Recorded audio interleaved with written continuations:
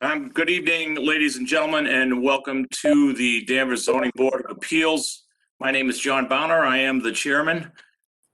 We are conducting our meetings remotely, and as such, I will go through and get a microphone check on applicants and zoning board members. And I will start with you, Becky Kilborn. I'm here. Thank you, Becky. And our clerk, Ken Scholes. Here. And Jeff Sauer. I'm here. Ken Javernon. Yeah. And our alternate, Corinne Doherty. Here. And from the planning department, we have David Fields. Present. And Georgia Pendergrass. Present. I will go through our applications. If you're here to speak on any of these cases being called, I will call you when that application is pulled up. For right now, I just want to hear from applicants. The first one on Riverview, 59 Riverview Avenue. On behalf of the applicant. Thank you, Bob. 12 Bowden Street. This is Paul Bartlett, applicant. Thank you, Paul. 53 Maple Street. John Capace here. Thank you, John. 67 Purchase Street. Nancy McCann. Thank you, Nancy. 19 Riverview Ave. Lisa and Ron Simone here. Thank you, Lisa. And last but not least, 22 Bedbury Road. Hi, yes, Tara Marie Boudreau here. And thank you, Tara Marie. Okay, I hope you're all safe and doing well. This is, we've been kind of conducting these meetings in this manner for a number of months now, I guess since the beginning of the year. We have some legal literature we need to, address and record to make it official. But before we do that, zoning board members, you are all in receipt of minutes from our last meeting dated, I think it was April 28. I don't have that date in front of me. 26. 26. Thank you, David. Is there any further discussion on those minutes? If not, could I get a motion in a second and we'll go with a roll call vote? So moved. Second. And who made the motion? I'm sorry. Ken Scholes, and seconded by Becky Kilborn. With a roll call vote, Becky? Yes, approved. Ken? Yes. Jeff? Approved, yes. Ken J? Yes. Corinne Doherty? Yes. And John Bowner is also a yes. Thank you. Mr. Clerk, if you could read in our introduction to remote meetings, please. Thank you, Mr. Chairman. Good evening. This open meeting of the Zoning Board of Appeals is being conducted remotely, consistent with Governor Baker's executive order of March 12, 2020, due to the current state of emergency in the Commonwealth due to the outbreak of the COVID-19 virus. In order to mitigate the transmission of the COVID-19 virus, we have been advised and directed by the Commonwealth to suspend public gatherings, and as such, the governor's order suspends the requirement of the open meeting law to have all meetings in a publicly accessible physical location. Further, all members of public bodies are allowed and encouraged to participate remotely. The order, which you can find posted with agenda materials for this meeting, allows public bodies to meet entirely remotely so long as reasonable public access is afforded so that the public can follow along the deliberations of the meeting. Ensuring public access does not ensure public participation unless such participation is required by law. This meeting will feature public comment. For this meeting, the Zoning Board of Appeals is convening remotely via the WebEx app as posted on the town website identifying how the public may join. Please note that this meeting is being recorded and that some attendees are participating by video conference. Accordingly, please be aware that other folks may be able to see you and take care not to screen share your computer. Anything you broadcast may be captured by the recording. Thank you, Mr. Clerk. For those of you who have not participated in a zoning board meeting, and some who have participated in many, this will be old news, but I will talk to you about how we exactly conduct business. So when your case is called by the clerk, we will ask you to present your application and what it is you'd like to do and any details you'd like to convey on to the zoning board members. At that point, when you have completed your presentation, I will turn it over for questions from our zoning board and our alternate. Once all questions have been answered by the zoning board, we will then put it out to the public for public comment and questions and comments. From there, I will close the public portion of the meeting. We will come back and deliberate as a board, and you will get to hear how our deliberations go. I ask that we're not interrupted during deliberations. And when you are not speaking, to please go ahead and mute your microphone. And also, if you have any cell phones or anything that could make noise that could interrupt this meeting, if you could please put them on silent. And with that said, I believe I've covered everything. And Mr. Clerk, if you could get us started with the first case. Thank you, Mr. Chairman. Our first case is DePlatzi Realty LLC, docket 21-4929, requesting a finding and a variance to demolish, reconstruct, and expand a non-conforming residence on a dimensional non-conforming lot in accordance with Danvers Zoning Bylaws, Section 3.17 at 59 Riverview Avenue. This is zoned R2. And Mr. Chairman, we are in receipt of a letter from an abutter. This is from Tim and Alice Clark of 63 Riverview Avenue. We are abutters to 59 Riverview Ave. We have read the application and plans of DePlatzi Realty. We do have some concerns of the project's impact on our property and the neighborhood. One, how could this change in structure and perhaps elevation send more runoff water to our property? At present, we have a dry basement and no puddling in our property. We request that Mr. DePlatzi engineering in this project so that we are not negatively impacted by water runoff. Two, there is no town water in this section of Riverview Ave, and our understanding is that the new well should need to be installed. We are fairly new to well water ourselves, but are concerned that the new well at 59 Riverview would negatively impact our well.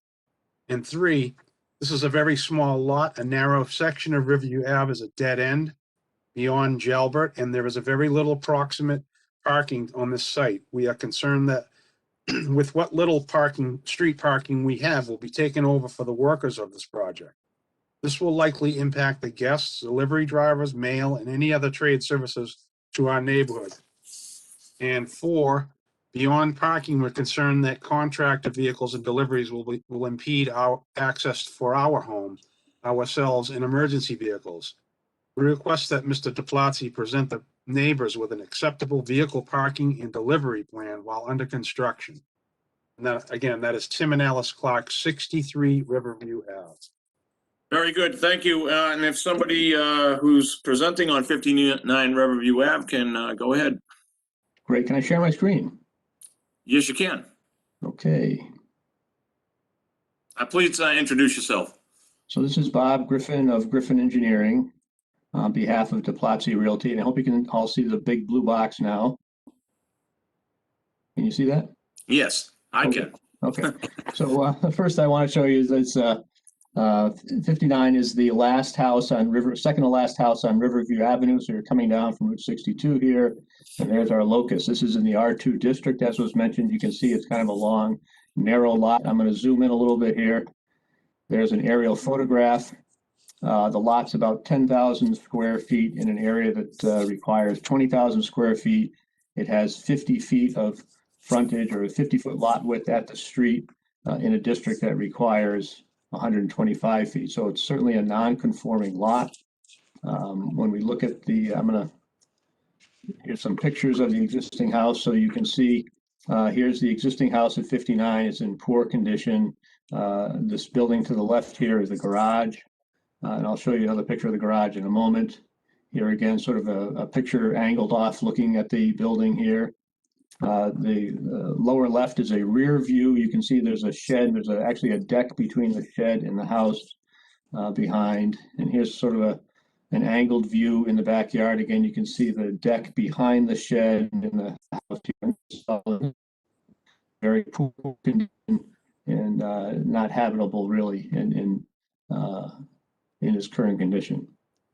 This is a picture of the garage. So as you pull into the left-hand side of the property, you can see this sort of one-car garage here with the house behind, a couple of trees next to it. Here's our site plan. Again, 50 feet of frontage here on Riverview Avenue. The blue indicates the proposed location of the house, and the gray underneath it is the existing location of the house. I'm going to zoom in again. Here you can see the existing sort of gravel driveway in this area where my vehicle was parked in the last picture. This rectangle here is the garage, which gets removed. Here's the shed back here, which gets raised and removed. And the new dwelling occupies basically the same footprint as the existing dwelling. There's the deck off the back and an enclosed porch, which also get raised, all as part of the work here. We're proposing a small deck off the back of the proposed structure. You can see that from a setback point of view, we improve existing setbacks slightly. So in the front, we're required to have 30 feet. We have existing 31.7, so we have a conforming situation as currently exists, and we'll have a conforming situation when the house is removed and reconstructed. On the back, we have well over the required rear yard setback, both in existing and proposed situations. And on the right side, this would be the east side, we have an existing 1.9 feet of setback from the property line to the building, and we have a proposed setback of 2.2. So we get a little bit better on that side. Same thing over on the opposite side, the west side, we have an existing 7.5 feet of setback. We increase that to 7.9 feet of setback. We are proposing to increase the height of the building. I'm just going to show you here's our setback table, our zoning table. You can see again, conforming situation in the front. We get a little bit better on the side, rear way over 15 feet. And we're going to go from about 15 feet of existing height up to a conforming 29.7 feet for the proposed building. Here's how we come up with the building height. Per the Danvers zoning bylaw, we calculate the average grade. We determine the height from the average grade to the midpoint of the highest gable. So we're just a little under 30 feet with the building height. And you can see we go from basically a one-story building to about a 2.5-story building. Here's some architectural plans. It's a split cape in that the main entrance here is elevated. So you're going to step down to the basement elevation, and you're going to step up to the first floor elevation and the second floor above that. So a typical split with a cape style. Here's some views of the back of the house and the side as well. Now I want to point out some things about the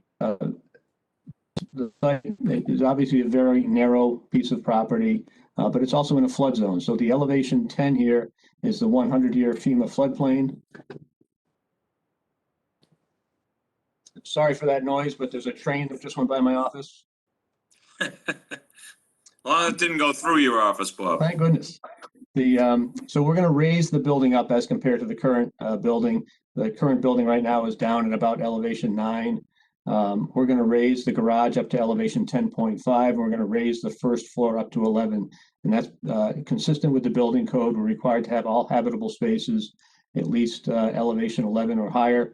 We're allowed to have parking at elevation 10.5. So this would be a conforming building as far as the flood zone requirements go. And because the building's in a flood zone, before we get to construction, we're also going to have to go to the Conservation Commission.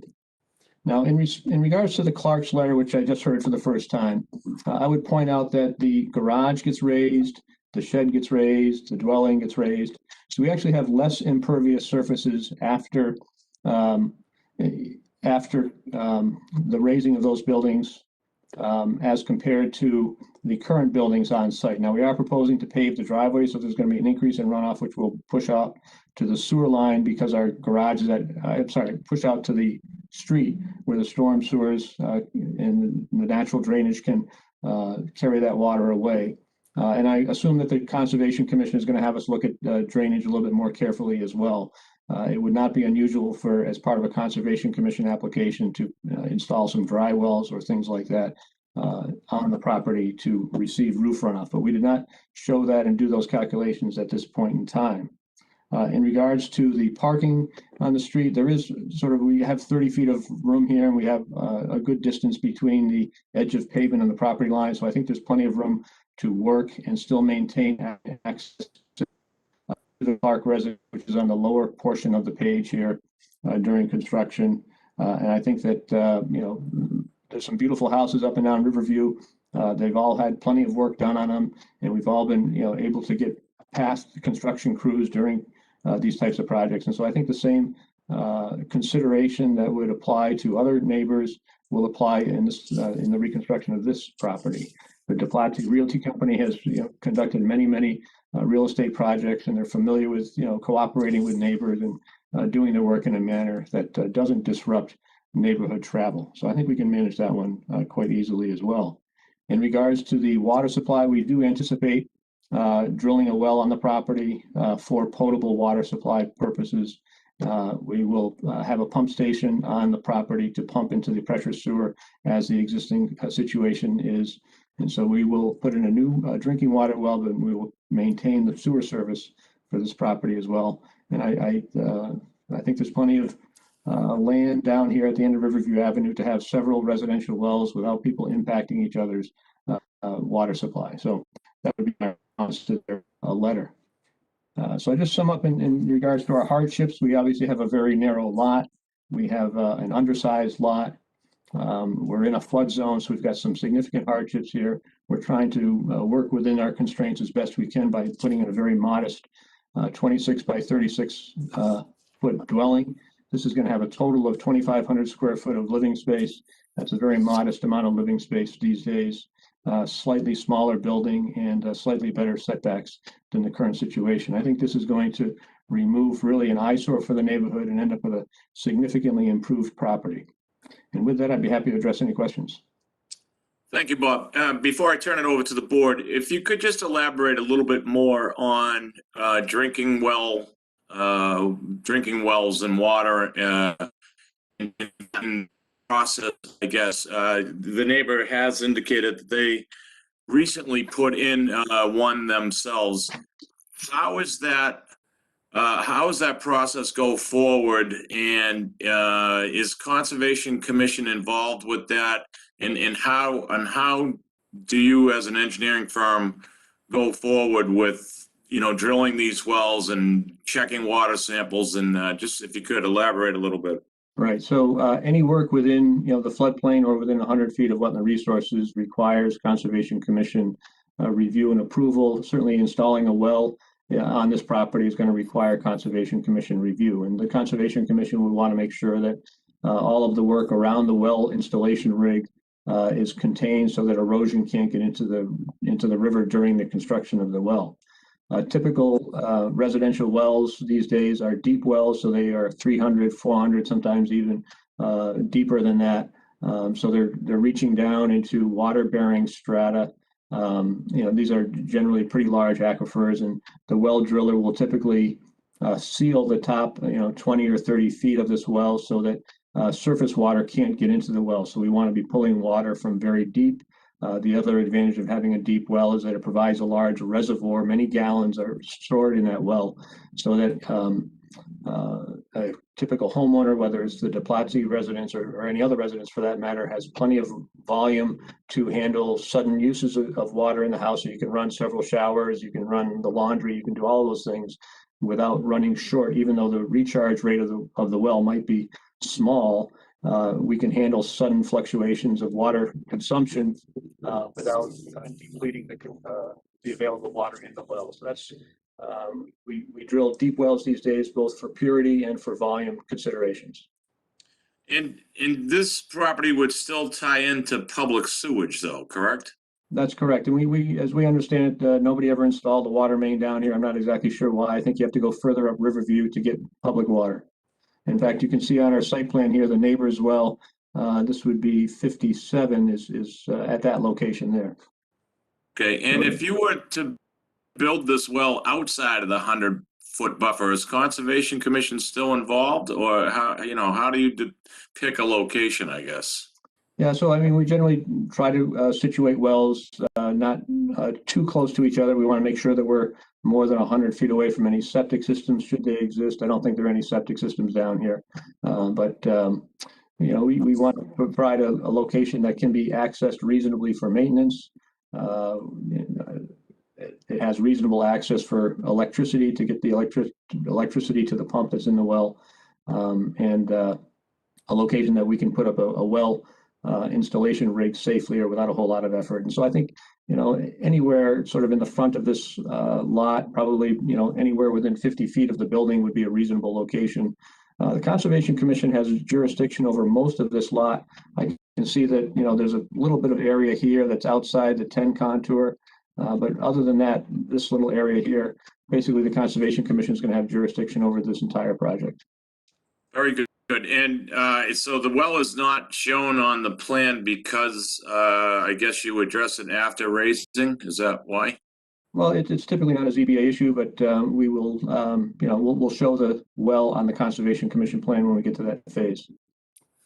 Very good. Thank you, Bob. At this point, I'll turn it over to the board, and if we could start with Becky Kilborn. Thank you, Mr. Chairman. Hi, Bob.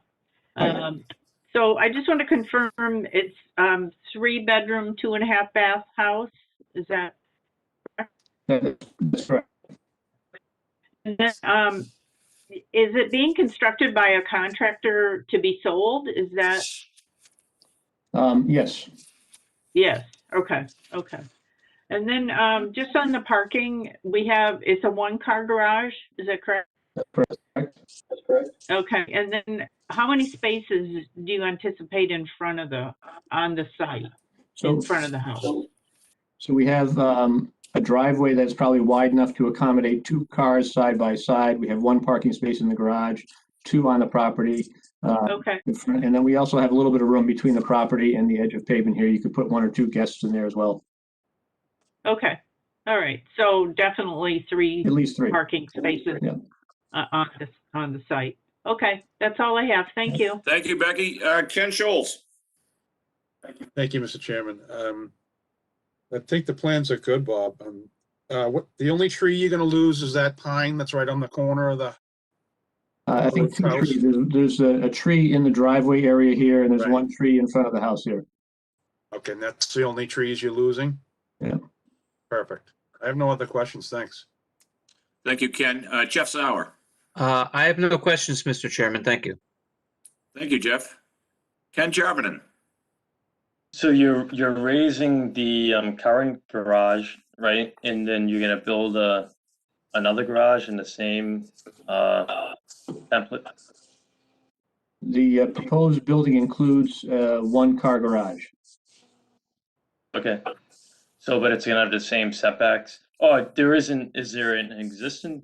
Yeah, there's an existing garage you have to remove, correct? That's correct, yeah. All right, so the new garage will be in the same setback?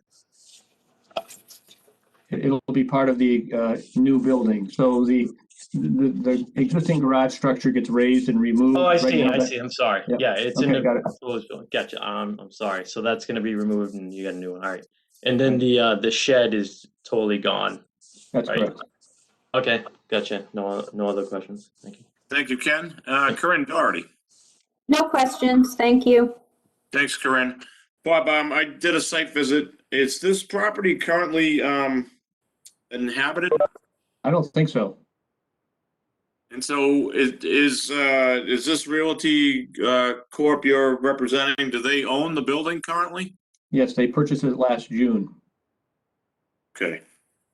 And I think all my other questions were answered by other board members. And just to be clear, the process will be, if it passes through ZBA, you will then file with Conservation Commission at that point? That's correct.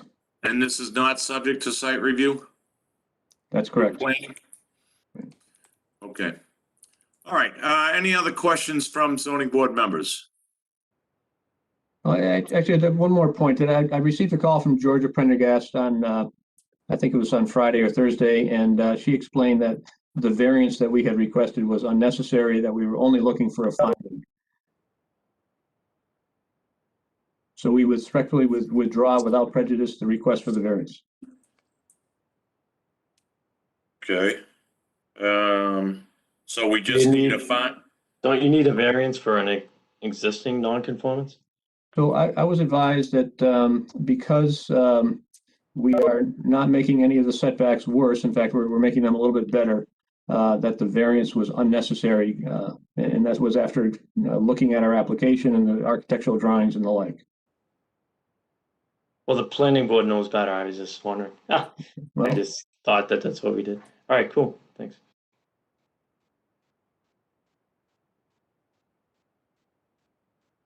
Did we lose John? It looks like it. Okay, let me take over. Okay, we're all set with the board, right? Yeah, Can you hear me? Can everybody hear me? Okay, Yeah. all right. Yes.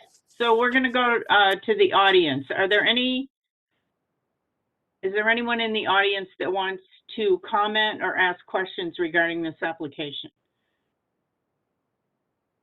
Yes, Mr. Sidmore. Hi, yes. My wife and I, I'm Eric Sidmore. My wife Lisa lives with me. Thank And, you. we're at Can you give us 48 an address, your address, please? 48 Riverview Avenue. We are directly across the street from the property you're discussing. Thank you. Thank you. We have some of the same concerns as Tim and Alice that you addressed. Our situation is a little bit more sensitive than theirs in regard to water because we only have a 12-foot well rather than a deep well. And that makes our situation a little more sensitive to whatever kind of drilling or water runoff that's happening over there. So I guess go ahead. My question to Bob Griffin is, how do you assure us that our water will not be affected, being that it's more of a surface well versus a deep well? right, so we're not going to be, withdrawing water from a shallow aquifer. We're going to be withdrawing water from a deep aquifer. So we're going to be, we have a separate or distinctly different water source than you have. That's what I was wondering. My other question in regard to the water would be, in looking at the diagram of the architecture, looking at the garage, it looks as though that digs down into the ground a little bit, which would be at the same level as our well, because our well is only 12 feet deep. Whereas, am I correct when we're looking at the picture of the garage, it's going to be below the surface of the ground currently? No, actually, the surface of the ground right now is around elevation 9.5. That corner of the property closest to Route 62 is a little above elevation 10, but the garage floor is going to be at elevation 10.5, and then the basement floor is going to be at elevation 11. So we are intentionally lifting the building up, and that's in response to the fact that we're in a flood zone. Okay, so the floor of the garage is not going to be lower than the ground is currently now. That's correct. Okay, yeah, okay. We have the same question as Tim and Alice in regard to runoff. You said there's some kind of a drainage system in the street, but my wife is looking out the window right now and we don't see any drainage system. No, my point was, once it gets to the street, it will follow the same drainage pattern that exists today. We will also take the roof runoff from our building and put it onto the lawn behind our house so that we're not, pushing water or an unnecessary amount of water towards the street. But the driveway itself will run back towards the street. Okay. We're a little concerned about that. You're saying it will run off into the street or will not run off into the street? Well, right now, right, we're elevating the garage a little bit so that so it's above the flood elevation. And we also, I would point out that we will, as part of our Conservation Commission application, be looking at drainage in a little bit more detail. I think we're going to be probably adding some infiltration structures to take roof runoff from the building and put that into the ground. But So overall, I expect to have a reduction in the amount of runoff from the property. Okay. And I I would only have one- suggest, Mr. Sidmore, that you also attend the Conservation Commission hearing that you'll get notification of, and they will be dealing with the water issues. We're not dealing with that tonight. Okay. We're only dealing with if it's allowed that they take the building down and put this new building up. So I would suggest that you get involved with that, and that's where they can answer questions, because we are not qualified to answer those questions. I see. Okay. All right? One other quick question my wife was Okay. concerned about, as am I. There are a lot of rodents in this area, being near the water, very large size rats. And currently that building is definitely, there are no inhabitants other than rats at this point, probably. So is there some form of rodent control that will go on in the process? Yeah. Typically, the Board of Health will require that we hire an exterminator prior to building demolition. And whether it's required by the Board of Health or not, we will do that. Thank you. We greatly appreciate that. Great. Any more questions? No? Is there any? We can come back to you if there's, if you, do you have more questions? Well, parking will be tough. I mean, it's not as, I don't think it's as simple as it appears. This is a narrower section of the street than the up towards 62. So the street starts out narrow, wider, and becomes more and more narrow when it gets down to our house and Tim and Alice's house, which is across the street. So two cars cannot go by if there's, say, a large backhoe or something, a large construction. Well, the street is the street, so the applicant really can't make the street wider, but he can try to accommodate the vehicles as much as possible on his property. I think 3 parking spaces, in my opinion, is probably realistic. So No, we're talking about construction vehicles, like when the construction is going. Construction vehicles, yeah. I'm sure they'll be in compliance with the town. It's a public street. There's really nothing we can do about that. Right. Okay. Well, I just needed to bring up the concern because obviously. I get it. And I'm glad you are, and I'm glad they're hearing it so that they'll be aware of it. All right. Okay. Thank you. Thank you for your comments and questions. Is there anyone else on this application? Yes. Mr. Clark. Yes, thank you. I'm just going to reiterate the parking and the access issues. I would Could like you it to just be give us your address, please, Mr. Clark? sure, 63 Riverview Avenue. Okay, thank you. I just want to reiterate a request that I would like the approval to be contingent on some type of plan that will minimize disruption of our access to our property. Street's very wide. You can park on both sides of the street in this area, but yet if you do, no other car can get by. So it has to be a coordinated approach. And My Yeah, suggestion would be, Mr. Clark, that if there's a problem with the street being blocked by construction vehicles, that you call the police, because it's a public street, and the police would have to get involved with any issues with regard to blocking a public street. It wouldn't be something that we would deal with as a zoning board. okay, Joe, just for the record, I'm specifically asking you to do Yeah, I that understand, and because we I appreciate don't want to call the police all summer, and I know. be that guy. Let's hope I would that like. yeah. Okay, let's hope that doesn't happen. Let's hope that they understand, and Mr. Griffin's listening to your comments, so thank you. But Mr. DePlatzi's not, right? Well, he's their representative, and I'm sure he will tell them about it, so. Okay, Anyone else? thank you. Any questions? Okay, we're going to go back to the board for deliberations, and since I am doing this, I will ask, let's see, Ken, let's start with you. Thank you, Madam Chair. I think the plans look good. I think this house obviously needs some help. So I will approve this. Thank you. All right, Ken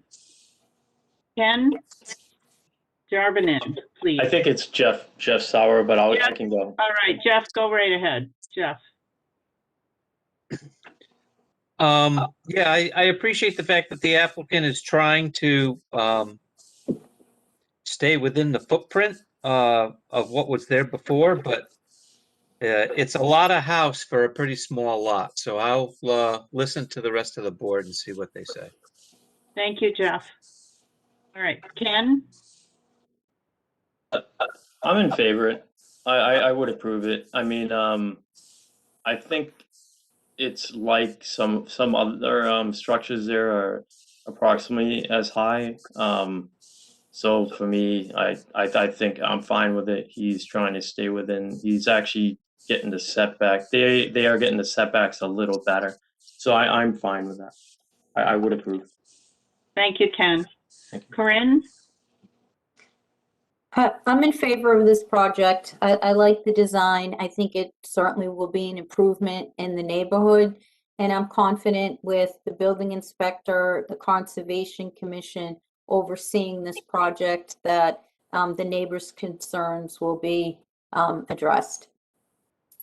Thank you, Corinne. And I would also, I went out there, I visited the site. I couldn't believe that little tiny house tucked in there among the other bigger houses. And I think that it'll be an improvement to the neighborhood since that house has been uninhabited for a while. So I would be also in favor of this project. Georgia, I would just ask that you put Corinne on as a voting member for this application. Can she hear me? Yes, because John is not present. Because we don't have John. Yep. Okay. I spoke to All John right. and his I'm computer, sorry? he said his computer crashed, so I don't know how long Okay. he's gonna be out. Okay, well, here we go. Right. So, does somebody can somebody make the motion for the finding, 2 findings? Do you have the sheet?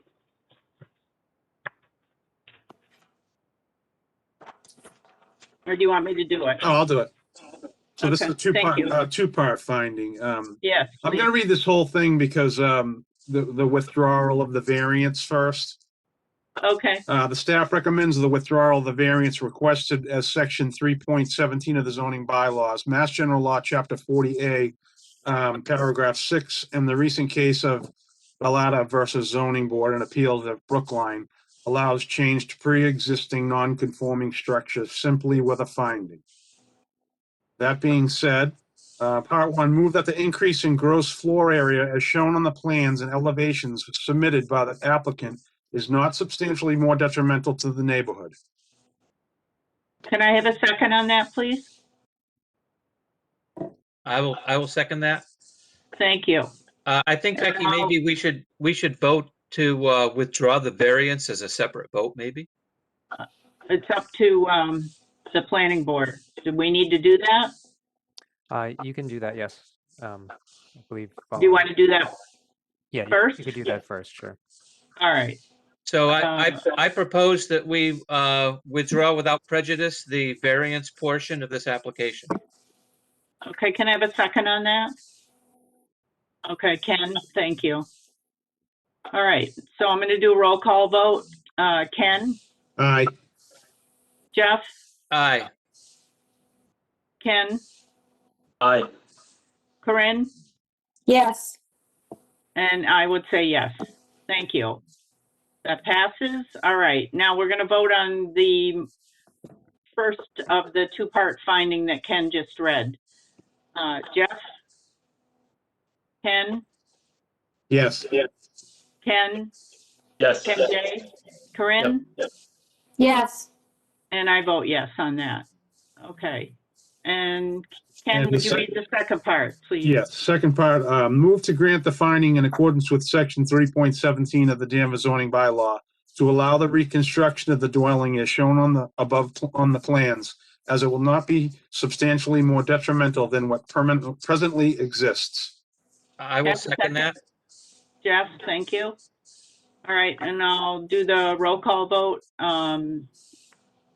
I'll start with Yes. Jeff. Ken? Yes. Ken J? Yes. Corinne? Yes. And I'm yes. And that passes. Good luck, Mr. Griffin. Thank you all very Please- much and good night. Please take care of your neighbors. Thank you. Yeah. All right, we are going to move on. Thank you, Madam Chair. Our next case is Paul and Amanda Bartlett, docket 21-4930, requesting a special permit to build an extended family living area on a pre-existing non-conforming lot in accordance with Danvers zoning bylaws, section 9.3.3 at 12 Bowden Street. This is zone R2. All right. And who is here for the applicant? Paul Bartlett. Okay. And would you tell us what you would like to do, please? So I'm not as prepared as Bob was, but we're looking to do. I'm sorry? I said I'm not as prepared as Bob was to share the plans on the screen and all that.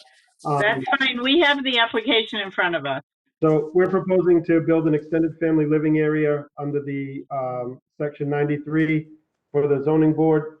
My in-laws now, lifelong residents of Danvers, have moved to Florida and they're looking to move back. And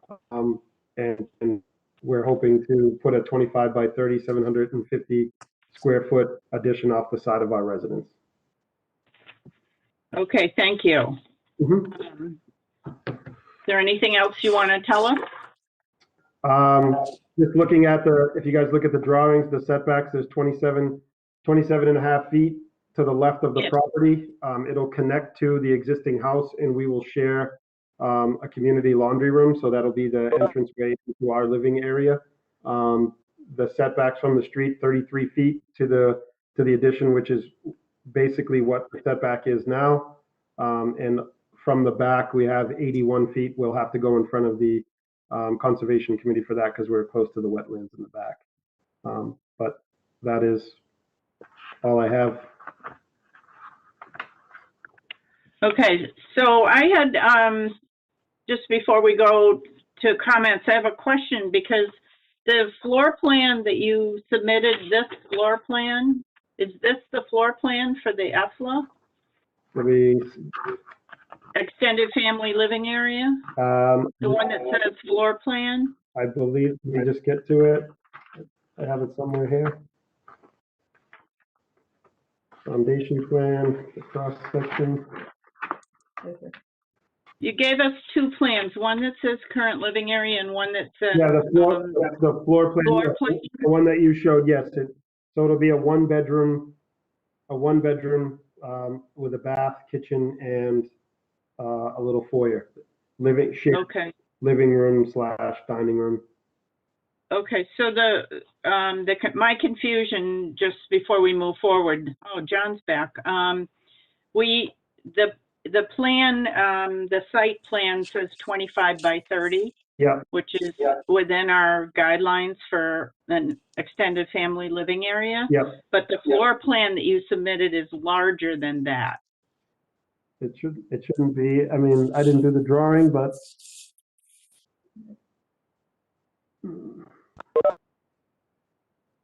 26. Yeah, so it would be based on the site plan that was drawn. So it would be the 25 by 30 to conform with the bylaws in the town. And we'll make sure that those drawings get, that when we build it, that's what it would be. Okay, because I think we need a drawing that goes with the plan. I'll move forward with the questions and we'll see where we're at, okay? Sure.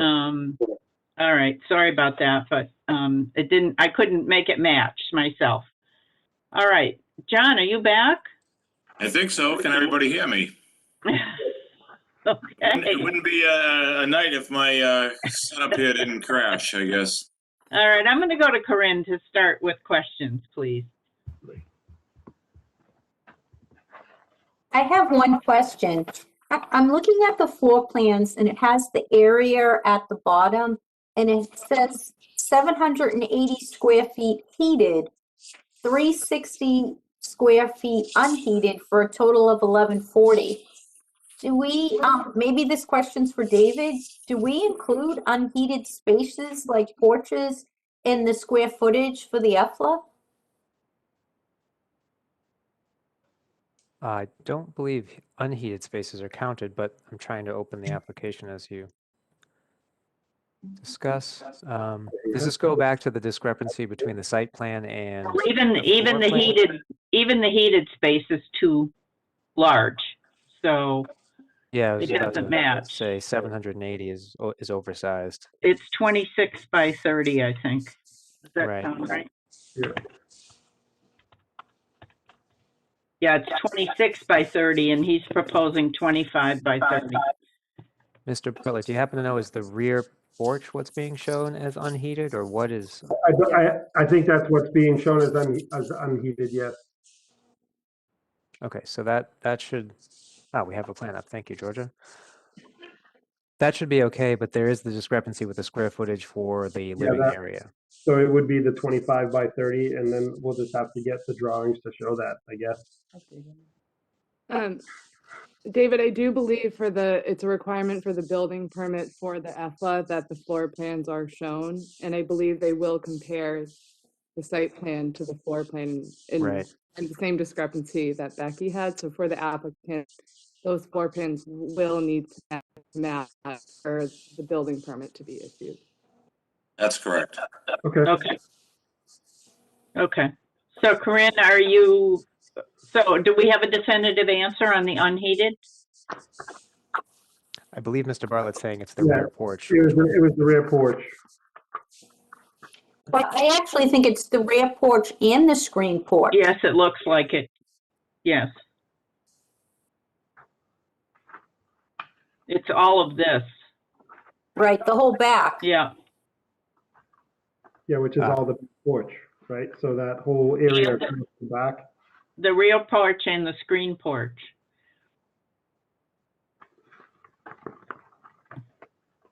Well, not sure what the board wants to do. But Mr. Bartlett, do you have any plan for rectifying the site plan with this plan? So if you were to go forward now, you wouldn't get a building permit showing this. Right, so we'll get the plan built before we get the building permit to shrink this down to make sure that it conforms with the 25 by 30. Okay, I think the question is going to be though, is that not including the rear porch and the screen porch, or what is that? What is included? So it's just the living space, right? The 750 square feet living space. Right, so you're going to shrink it down by a foot on all sides? Yeah, so on one side it would be 25 by 30. Okay. To meet the plot plan. Okay, let's go to, Corinne, are you all set? We'll have to address this at the end. I'm all set because we're gonna have to put this off until we receive the rectified plans. Or they can possibly modify the plan before the building permit is issued, as long as we specify the size. We'll see. All right, how about Ken? Ken J, please. What will the shared living space be? It'll be the laundry / utility room. So the garage has been converted to a living room, and there is where's the existing house plan? In the existing house plans, there's a utility room that's 10 by 16, and that has our laundry in it. So it'll be a shared laundry room. And that's off of our existing living room. All right, but I can't see it on your new floor plan. It's on the current living space plan, and then Okay.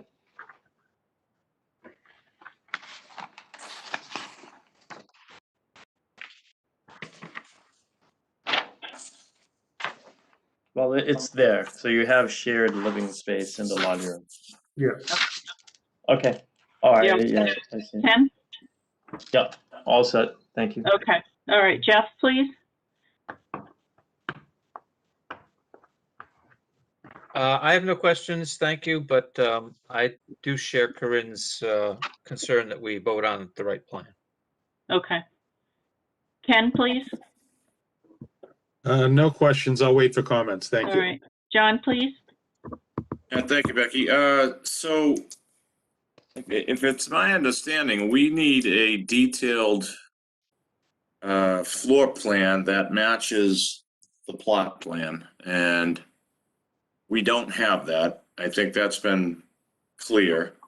I think the other part of this is the two porches are, I guess my question is, are the two porches part of the proposed addition that is 25 by 30? No, Well, they're unheated though. So they're saying that it may not count because they're unheated. so Mr. Bauer, the porches are not part of the 25 by 30. No. No. You have the plan, right, John? I have a proposed addition that says 25 by 30. Right, I and there's have a floor plan. And I have a That's floor plan. 26 by 30 plus the porches. Again. Okay, so my question is, the floor plan shows porches that are to be built, and they will go outside of the proposed addition? Yeah, Yeah. Yes. Okay. I have no further questions. Okay.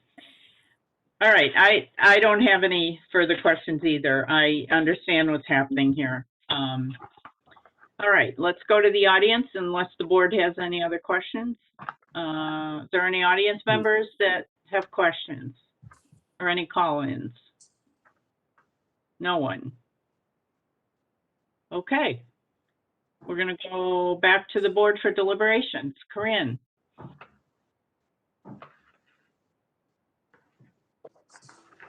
I would rather wait to see what the new plans look like before voting.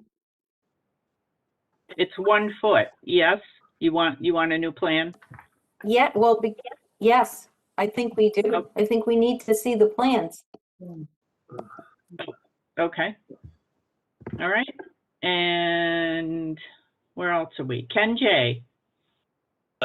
I would vote for this. So it's going to be 750 square feet, correct? Yes. yes.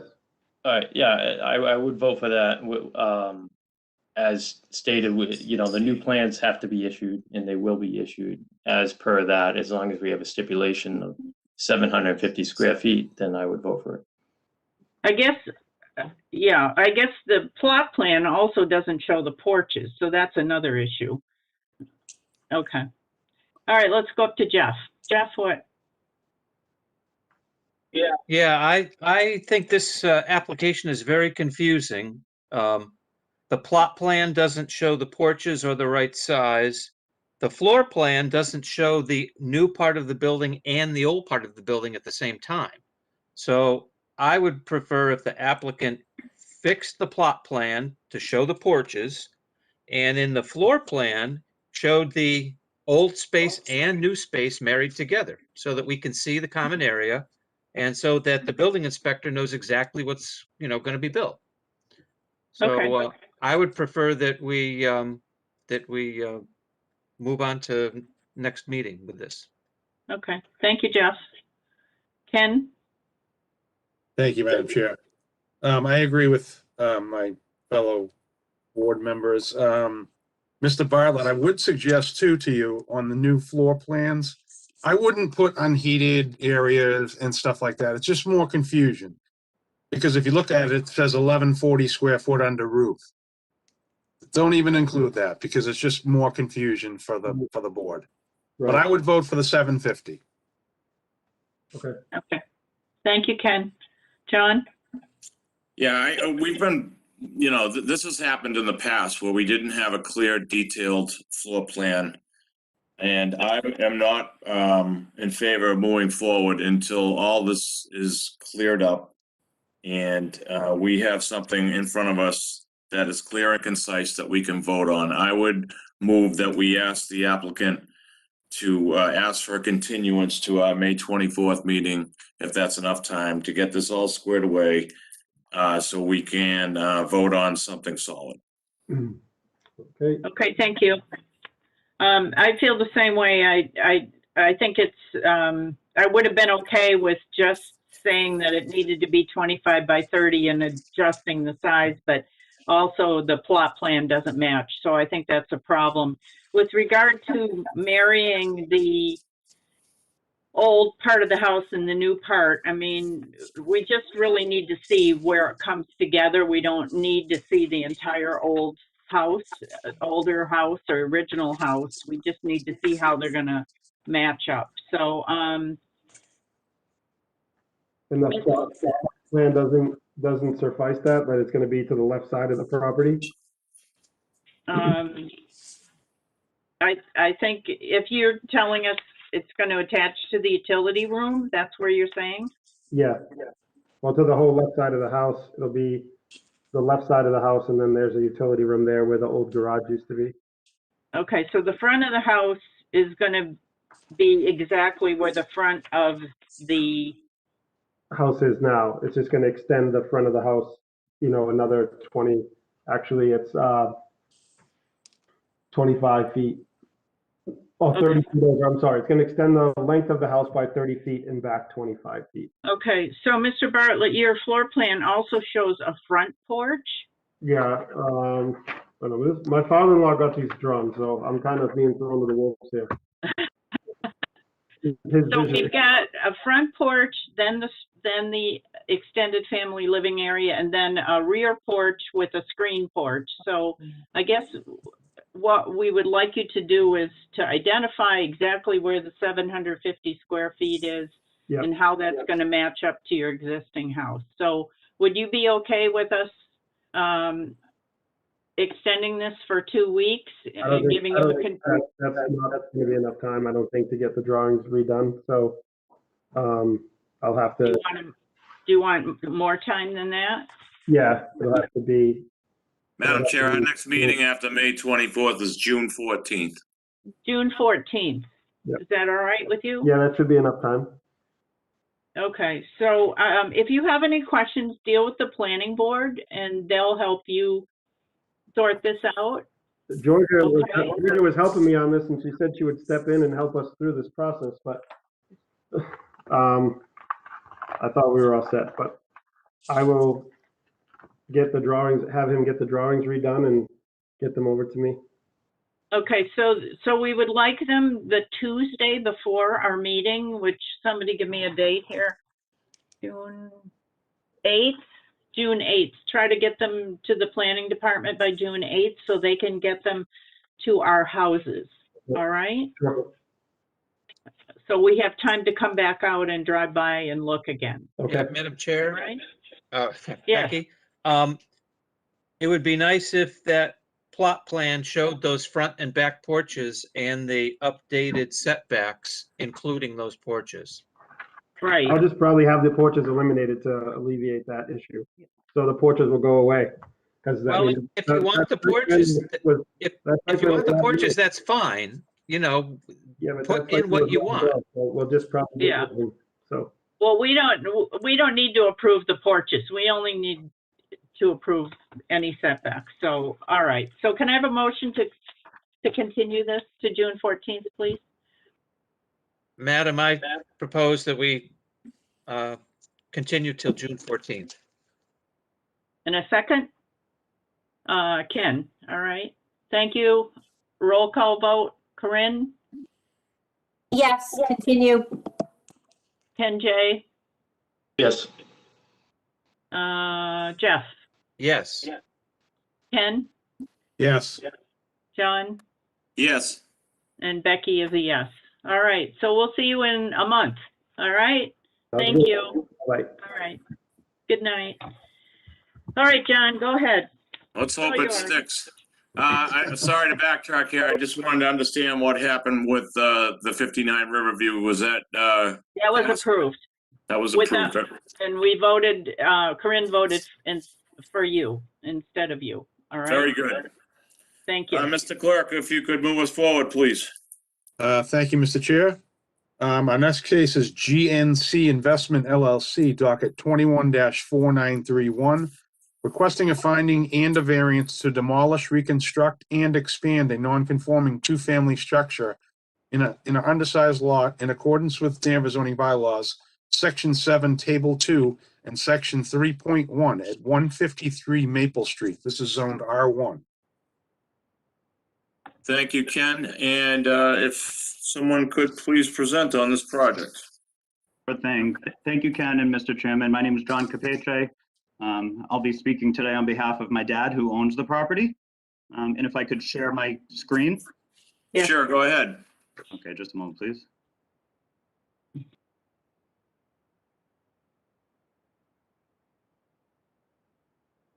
So there should be a blue background with 153 Maple Street. Can everybody see that?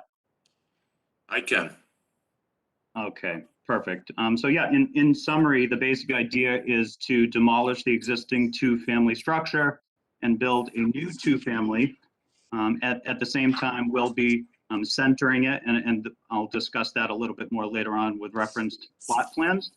And the reason we're here today is because we're looking to enlarge from the existing square footage of the structure.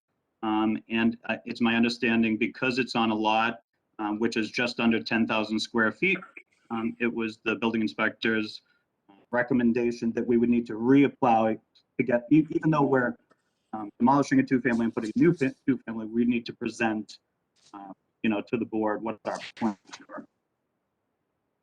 Okay. So just to start with where this property is located. So this is 153 Maple Street. The red arrow is pointing to it right here. Okay. It's a two-family structure. All these homes on the right-hand side are mostly all two families. Down the end, I think it's a 4. To our left, we have a 4 and also a 5 family. Across from us is a commercial building. I think it's an engineering shop. And yeah, this is it. So that's Hannah Engineering. So we're directly facing these two commercial buildings here. You can see currently that there's a driveway on the right-hand side pulling in. This is the existing photo of building. Just to back up a little bit, so because of the age of the building, we had to present to the Preservation Committee the petition to demolish it. That was approved in mid-November. So the next step was, before we demolish anything, to get your folks' approval on what we want to do with the property. So that's the front view. This is what you can see from the side. This is also from the side. So you can see it's pretty dilapidated. My dad bought it about 8 years ago. He ran into some health issues and he hasn't done anything with it since. This is the rear. It's about 6 feet from the neighbor's lot here, 6 to 8 feet. And then this is a photo actually of the structure that we're proposing to build. And the reason I was able to get a photo, because it exists in Wakefield, Massachusetts, on a similar sized lot. But as you can see, it's also a two-family, but it's set up side by side, like townhome style. And this would be a picture in the back. So you can see it's a very simple design. We didn't want to do anything fancy. We didn't want to do like a triple decker.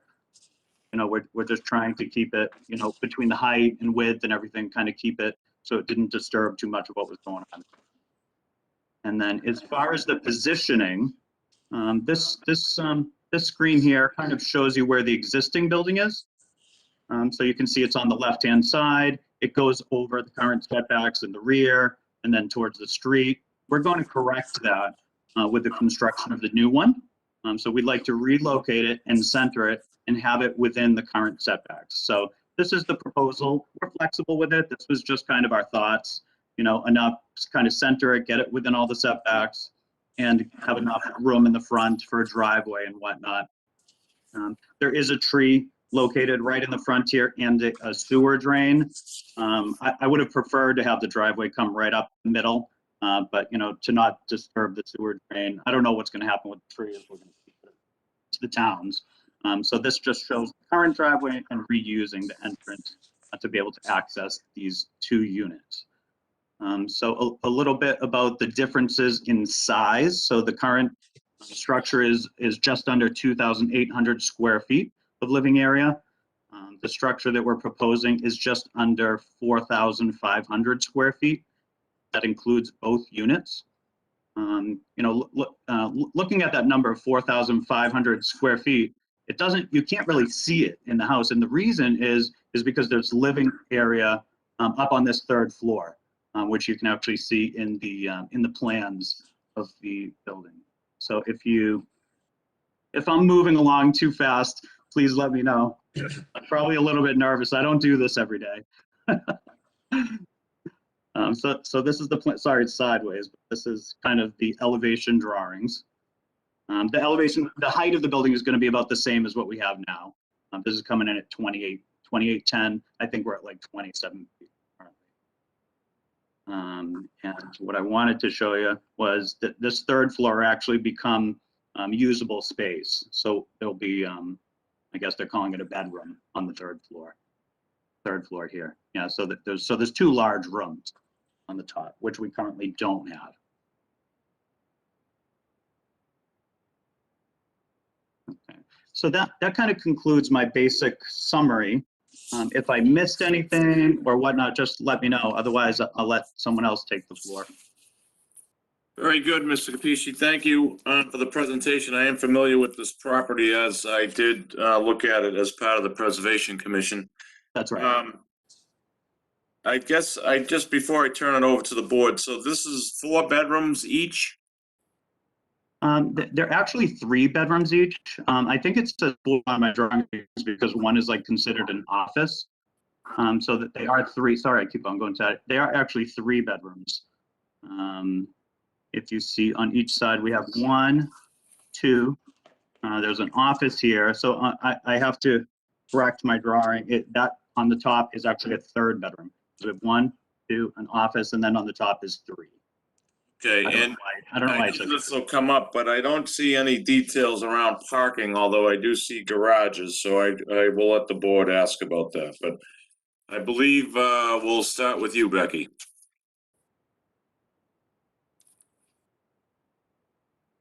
Okay, thank you, Mr. Chairman. I did go out and visit the site.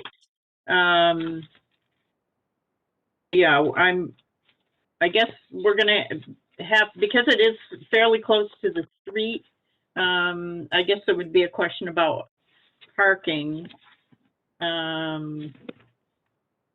Is it 2-car? I'm trying to look at the photo. Is it 2-car garage or 1-car garage? Sure. So there's 1 garage for each unit. So there are actually 2 garages there, and the driveway would accommodate, I suppose, 4 cars, 2 on each side. Okay, so the garage plus 2 spaces in front of the house, each side of the house. Yeah, that's correct. Yeah. Okay. All right. Yeah. And I don't, I'm not a builder, but I'm not sure. I think you might need a second means of egress out of that 3rd floor bedroom. But the building department will tell you that. There's just 1 staircase going up to the 3rd floor. Is that correct? Yeah, it's, I guess you would consider it like a finished attic. Okay. The second means of egress would be the window, according to the building codes. Okay. I like the look of it. It's going to be different for that street, but that's all the questions I have right now. Thank you. Thanks, Becky. Ken Schultz. Thank you. I don't think I have any questions. I get what he's trying to do here. No questions. Thanks, Ken. Jeff Sauer. Thank you, Mr. Chairman. Do you have any idea how big the existing house is? I mean, it's obviously way deeper than the 45 feet of the new unit you have proposed, but do you have any idea how wide it is, from the street? Sure. Let's have a look at the plot plan. So the existing structure right here, obviously we have width and length. I want to say this is probably maybe 20, 25 feet wide, and it extends pretty much almost from the front of the lot all the way to the back. So I don't have an exact, It's number very on deep. here, but that could be 60 feet. Yeah, it's very deep. Oh. All right, so although you have a lot of square foot of living area in the new unit, it's really only what, 48 wide across the front and 45 deep, more or less. 45, 48, that's exactly correct, yes. Okay, all right, I have no other questions, thank you. And yeah, that's fine. Do you know that you'll probably have to sprinkle this building? It's my understanding, being under 3 units, we do not. You better check with the floor requirements. I'm happy to. I'm happy to. Yep. You have 2.5 happy to do that. stories, so, all right, no other questions, thank you. Thank you. David Fields, is that something you can answer for us? I believe Mr. Capesce is correct in that two-family dwellings don't need to be have fire suppression. And that doesn't matter the floor size? As far as I know, no. But if Jeff knows something we don't know, happy to listen. Well, I know that a couple years back, the fire department, 2.5 stories, quote unquote, didn't need sprinklers. And then they changed the law so that anything over 2 stories with habitable space did need sprinklers. But you can check with the fire marshal, I'm sure. Absolutely. Whether it needs sprinklers or not, we're happy to handle that offline with the appropriate parties. Yeah. Okay. Just Thank wanted you. to let him know. Thanks. Yep. Thanks, Jeff. Ken J. I have no questions. Thank you, Mr. Chair. Thanks, Ken. And Corinne Doherty. I have no questions either. Thank you. Ms. Capiche, I kind of, and I don't know if this is more of a comment or a question. I guess it is a question. And this is in regards to what Becky presented or pointed out. And I really do like the look of this property, but what thought was given to going with something that kind of more mimics what's on that section of Maple Street? Because I know when I look at those row of houses there, I'm assuming it was the same builder back in the day, and they all kind of have a certain look. And now, although you'll conform with all the setbacks and whatnot, this is a very different look, almost not fitting into the neighborhood. So what thought was put into that part of this? I knew you folks were going to ask me that question. You know, it hasn't been easy for us to decide on the design, you know, going through hundreds and hundreds of different plans. And, you know, we kept on gravitating towards what's in demand. You know, and whether you're renting or buying, people are looking for the garage. They're looking for the 3 bedrooms and that sort of thing. So it was kind of, and I must say we are flexible. It doesn't have to be this, but we kind of gravitated towards this because it was a kind of simple design. It made sense. It had a nice little covering under the front door, and you can still get like a roof line that's facing the street, similar, you know, not identical. And we would probably build a different soffit to match, you know, kind of a historic soffit where it's more of a fascia or whatnot. But I don't really know. You know, it was difficult to come up with something that you know could fit in the neighborhood, but also meet market demands and our kind of thought process. So this is just something that we saw, pulled over, and said, "Wow, this actually might work."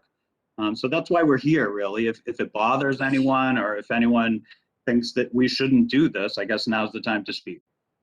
Well, I don't know if it's a matter of what we think you should or shouldn't do, but I think part of the zoning board's decision process is, you know, is it detrimental to the neighborhood? Does it fit in with the neighborhood?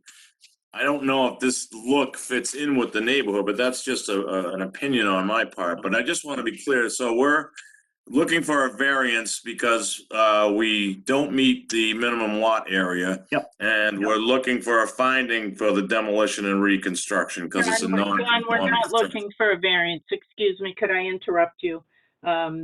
He will only need a finding, a 2-part finding on Okay, this. so, sorry about that. I wasn't 100% sure how to fill out the application. No, it's something that we just clarified legally, actually, within recently. So you're fine. It will be a finding. Okay, thank you. Yeah. So it's a finding only. Yes. Because We're gonna withdraw the variance. We'll have him withdraw the variance. We just did this on that other property also, the one down on the water. okay. So the variance is not required on the lot area? Yes, that's correct. It's a two-part finding. Very good. Okay, and Mr. Capiche, is this, you mentioned your dad is, I don't assume, you guys are building this to move into it. Is this for sale or rental, or what's gonna be the plan here? The plan is to rent them. Both rentals? That's right. Okay, and does this need to go before the planning board for site review? Are you asking me? Yes. Oh, geez, I don't know. Well, I'll go out to Mr. Fields. David, does this need to go before the planning board for a site review? This will not, And that's because it's a finding only. because it's a two family only. So the three families a trigger, or 3 units. Sorry. Very good. Okay, I don't have any further questions. Does anyone else on the zoning board have additional questions? Hearing none, I will go out to the public. If anybody's here to speak on 153 Maple Street.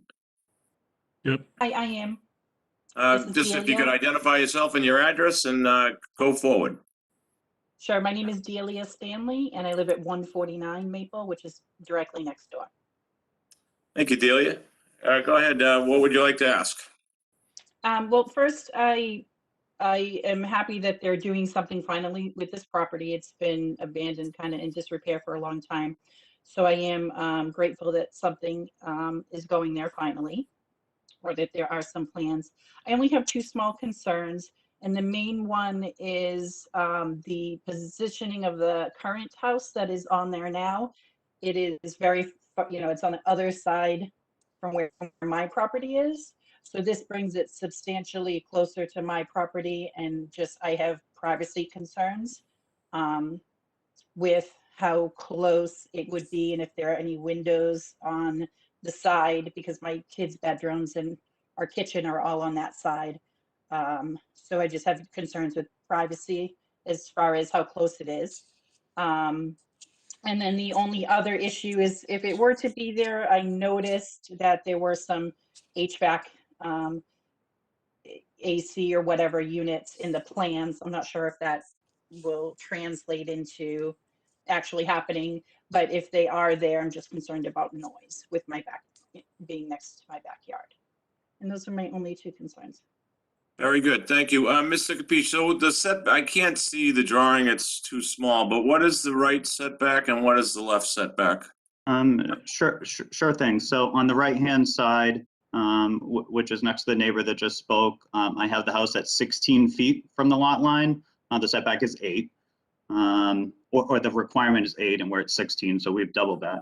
And on the left-hand side is, it's a little bit of an angle, but let's say between 28 and 30 feet.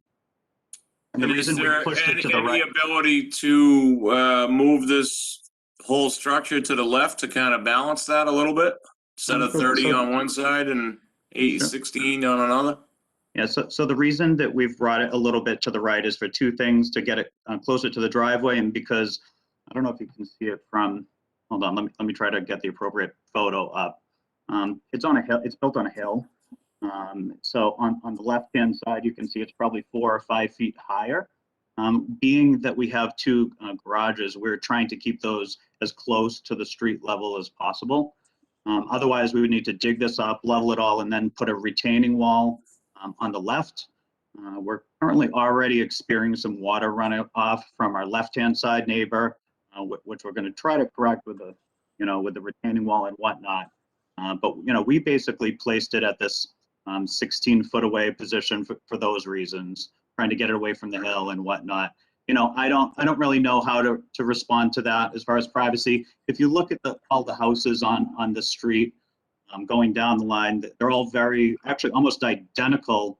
And I would say that they're much closer than the 16-foot plus the amount of feet it is to the neighbor's house. Can we move it at all? I don't know how much, if we moved it 2 or 3 feet, I don't know how much of a difference that would make, to be honest. But we don't want it on the left-hand side, because that would bring the house up, and it would become a problem with the logistics. Very good. Any other public comment on 153 Maple Street? Can I just add something to that? She had Sure. mentioned the AC units. I can let you know that those are on this drawing, because that was the taken from the existing structure in Wakefield. We're not planning to put central air, so those won't even be there. And if we do, I would say maybe we can work with the neighbor to put them in a location that's acceptable, that she won't hear, or behind a wall or somewhere else. Very good. Thank you. Thank you. Anyone else on 153 Maple Street? Matthew Duggan. Go ahead, Mr. Duggan. All right, thank you. Congratulations, Mr. Selectman Duggan. Yeah, tonight I'm just a resident, 41 Chase Street. So I'm going to start with the Preservation Commission. So when the applicant appeared before the Preservation Commission, it was mentioned by the commission that these homes were built around 1900. So to Chairman's comment that the streetscape, granted that section of Maple Street could use some love. It's kind of a mixture of commercial and residential. That's right. Just concerned about the drawing that showed the garages. That's pointing to the side, right? Do you have a drawing, a rendering of what it looks like from the street? Of the proposed structure? Yes. Yeah, this actual, can you see a photo on the screen right now? Yes. Yeah, this is actually street view. Okay. So that the existing structure is kind of not oriented in that way. So that's right. So that's probably what triggered that comment. So you're committed to this orientation? You know, we've discussed both positions, whether it should be on the left and the right. You know, having the garages there added a little bit of a challenge because now, you know, how do you backfill on the sides, and it would eliminate the back patio area and whatnot. So we decided that having it in this position made the most sense and would bring the land up to the highest and best use. As far as trying to retain the historic nature, the only real thing I can think of is trying to maybe, like I said, on new homes, they don't put a lot into the fascia, soffit.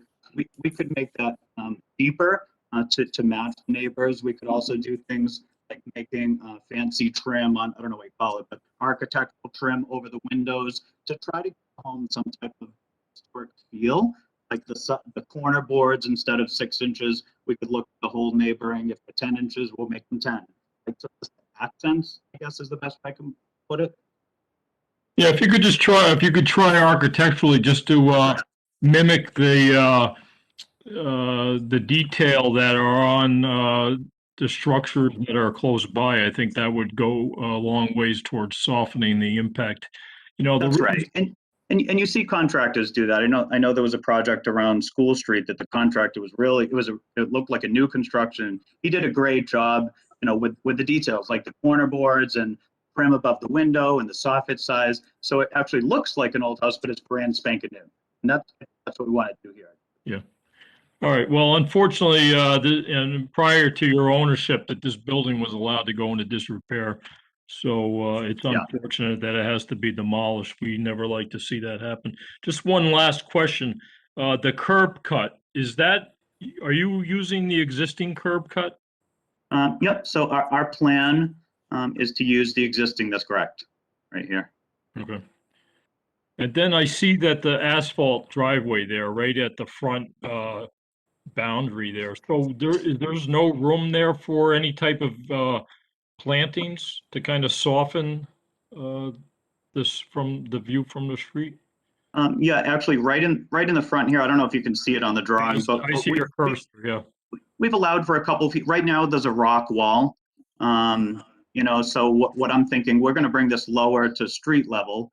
This area right here would allow for some plantings. So yes, and there's also a tree right here, smack in the middle, which shouldn't interfere with any of our plans, but we're happy to, you know, we want to make the whole property, besides the building, landscaping and all, fencing, retaining walls, look really nice.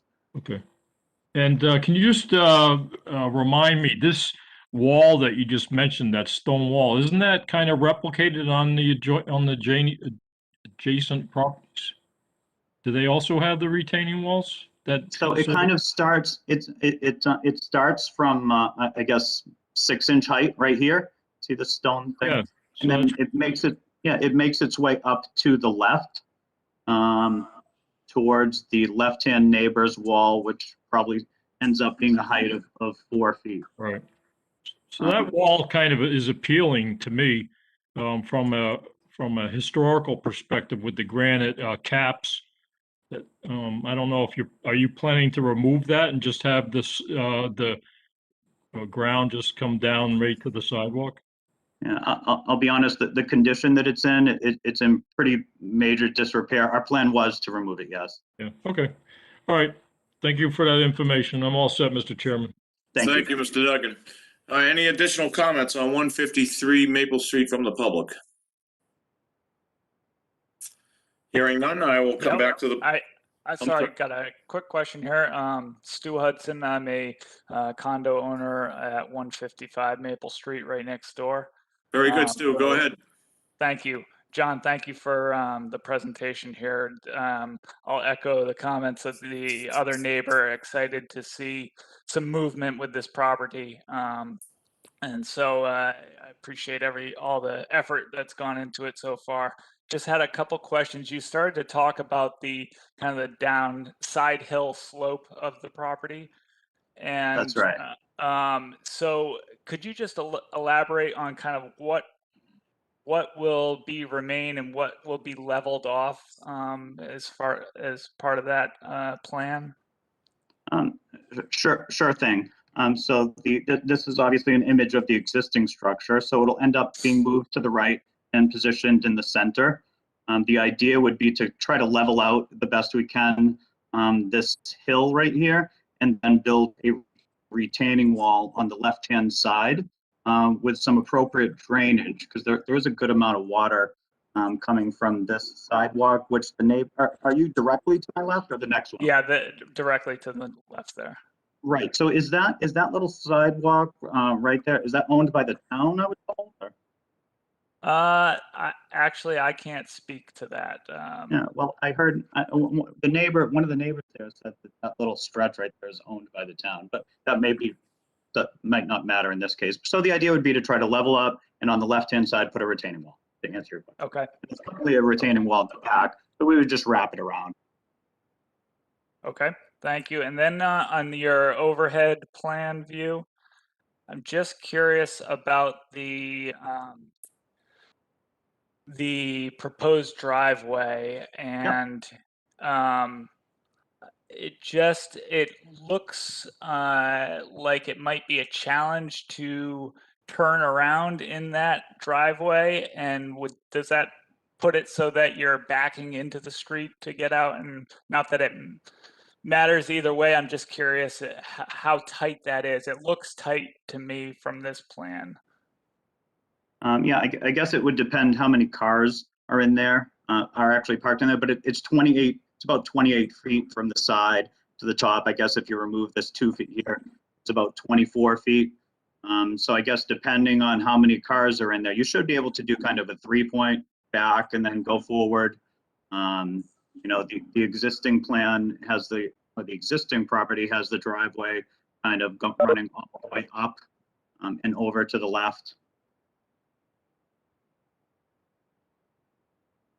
Is there anything preventing you from pushing the house further back in the lot, or is there a reason? I think we just wanted to keep a backyard. We wanted to center it and allow for a little bit of greenscape in the back, along with the patio and we thought about it like, hey, what if we push this back? You know, I think, you know, apartment living is one thing, but it's nice to have it. There's not much land back to enjoy, because obviously maybe you could put a swing set. If we go further back, they wouldn't even be able to do that. Yeah. So, yeah. Okay. And then the final thing I'll just say is, as was mentioned with a previous discussion earlier tonight, you know, there have been certainly some pest issues in the property. So there's some concern that, you know, prior to demolition, if that can be, you know, addressed, or either prior to or during, to prevent any kind of rodent or other wildlife issues from escaping and going to adjacent properties, that would be much Yeah. appreciated. Sure, Demolition. absolutely, no problem. Actually, I believe talking to the building department that it's a pre-demolition requirement, so. Okay, great. Yeah. Thank you very much. You're welcome. Yeah, Mr. Hudson, I don't think you want moving into your house. No. I think that's exciting. They'll need somewhere to go. Yeah. Okay, any other additional public comment on 153 Maple Street?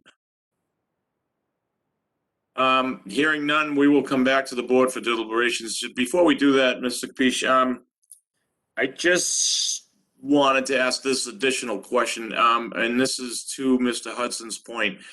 What about second curb cut on this property where you could have a second means of entering and exiting? I actually was going to propose that, but I didn't want to propose too many things in one sitting here. I would love to have the whole thing as a driveway. Yeah, that wouldn't really come through us. That's more with the town. And Yeah, I'd love it. I'd like to open the whole thing up. I'd prefer to open the whole thing up. There is a tree and a drain in the center. The tree looks like it's about to fall over, and the drain is street level, so I'm happy to. Well, it just may be something to consider. I know we've had some prior applications just in recent months. And I think it was Becky Kilborn who pointed out, many properties have a second curb cut, and it allows for that ease of, turning in and out. And given that Maple Street is so busy, and I'm sure we'll get busier as other projects happen down there, it might be something to consider. But anyways, and I'm happy to, and I would prefer it. Yep. Yeah, that's not on the zoning board to decide for you though. So we will go ahead and deliberate, and I believe I started with you, Becky. So let's go back to you. Okay, thank you.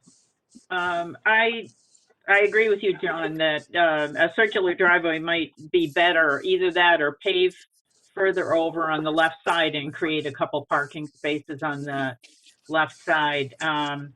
I think it's going to be tight if you don't do one or the other, but that wouldn't be part of my approval. I'm just making a suggestion.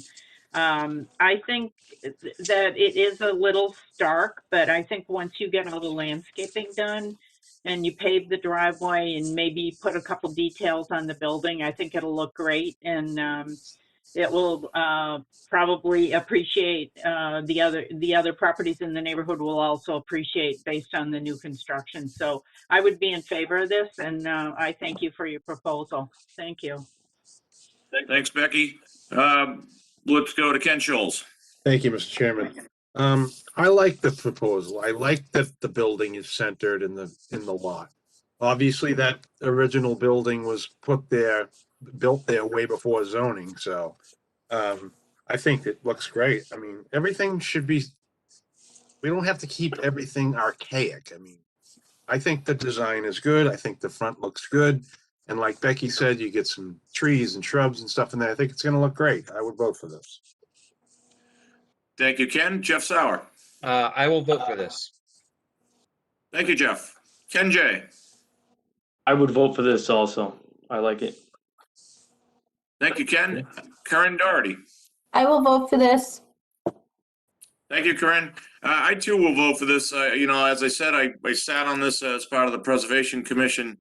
I would ask, though, that you do, and I won't make it as a condition, but definitely consider, I think, some of the things you mentioned with the wider corner boards, and just give it some details that help to have it fit in that neighborhood. I agree with Ken.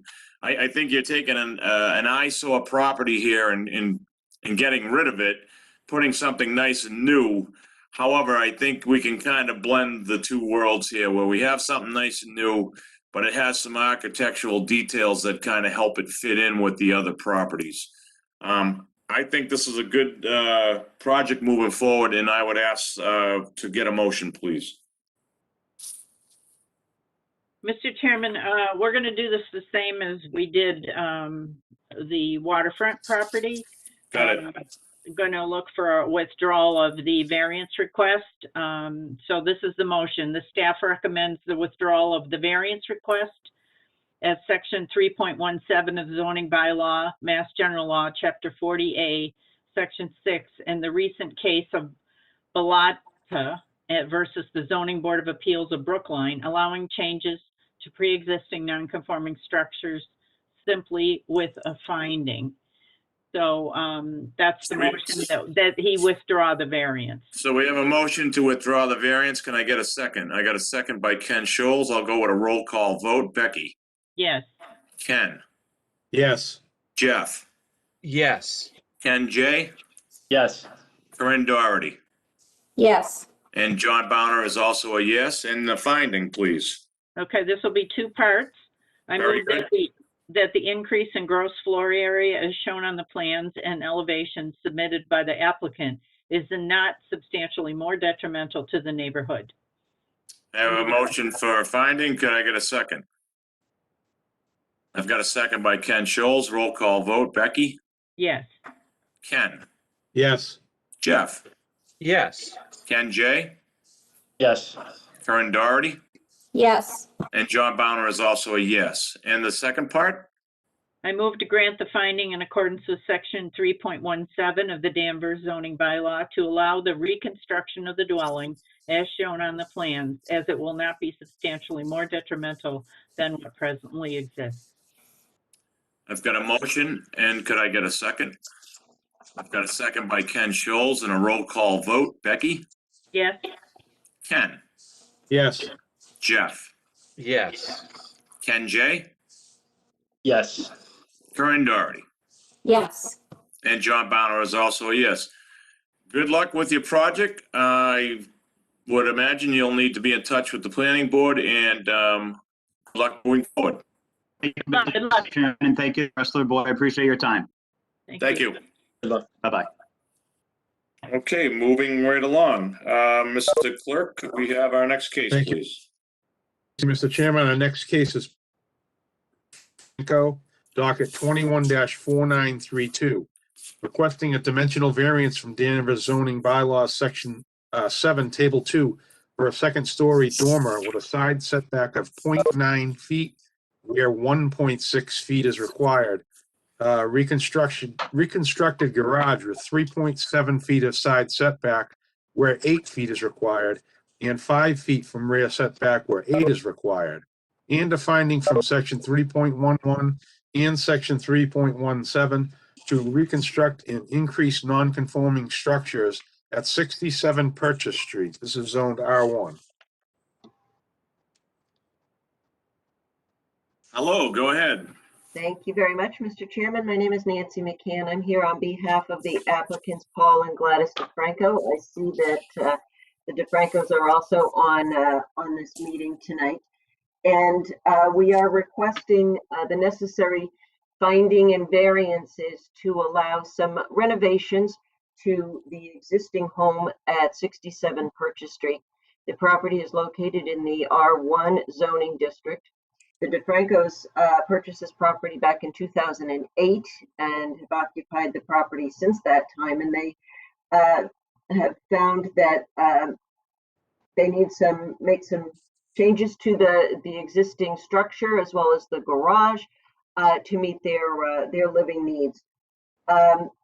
The home was built in the 1930s and has a very distinctive style to it that the DeFrancos and their architect have worked very hard to try and preserve and maintain and have the renovations that are not particularly grand or significant in the application, as you could see, but make sure that that all melds together and is complementary to the existing dwelling itself, as well as to the neighborhood. So basically what it comes down to is they want to do a couple of things, and I just want to summarize those first as I did in the application, and then we can get into the particulars. So the existing home is close to the street. It has an enclosed porch that actually encroaches over the front lot line. The steps for the home encroach over the front lot line. And the proposal is to remove that enclosed porch and replace it on the left side with an open porch. and on the right side is a bump out for the living room. The result being that the front facade of the will actually be set back further from the street than the existing condition, and the existing encroachment over the front line will be eliminated. So that portion of the proposal is decreasing an existing nonconformity and eliminating an encroachment.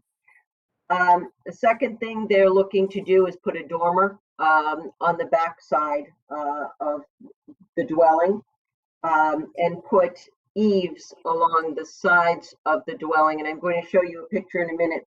Historically, this home did have eaves on the sides, and at some point in time they were removed. If you went out and you looked at this property, the home next door has the eaves on it. So we're proposing to put those eaves that had been on the property before back on. And then finally, we're looking to reconstruct the detached garage. There's an existing garage on the property. It is very small. It is so small that really you cannot put a car in there and open the doors to get out of the car. So they're proposing to remove that existing garage and construct a new garage, single car garage, in the basic location as the existing garage. So, Mr. Chairman, if I can share my screen. Yes, go right ahead. Okay. Let's see if I can do that. Can you see my screen? Not yet. Uh-oh. But then again, my computer's never nice to me, so and others see it. You see it now? Not yet. Not yet.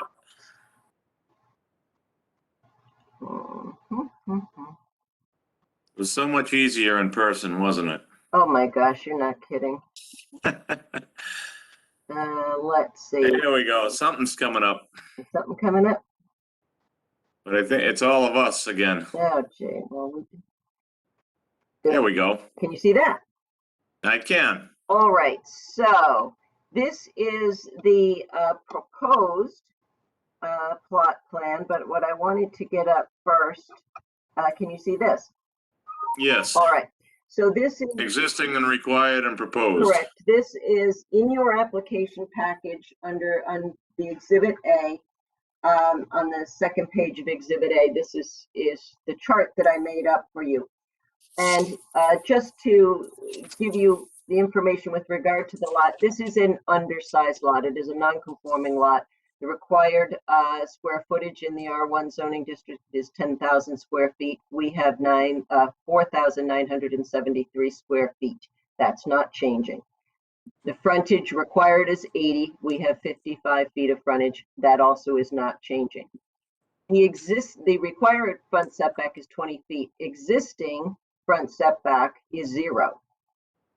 We're improving that situation by pulling the dwelling back and eliminating the encroachment that currently exists. So we are improving that. So our front setback will be 5 feet 3 inches to the dwelling.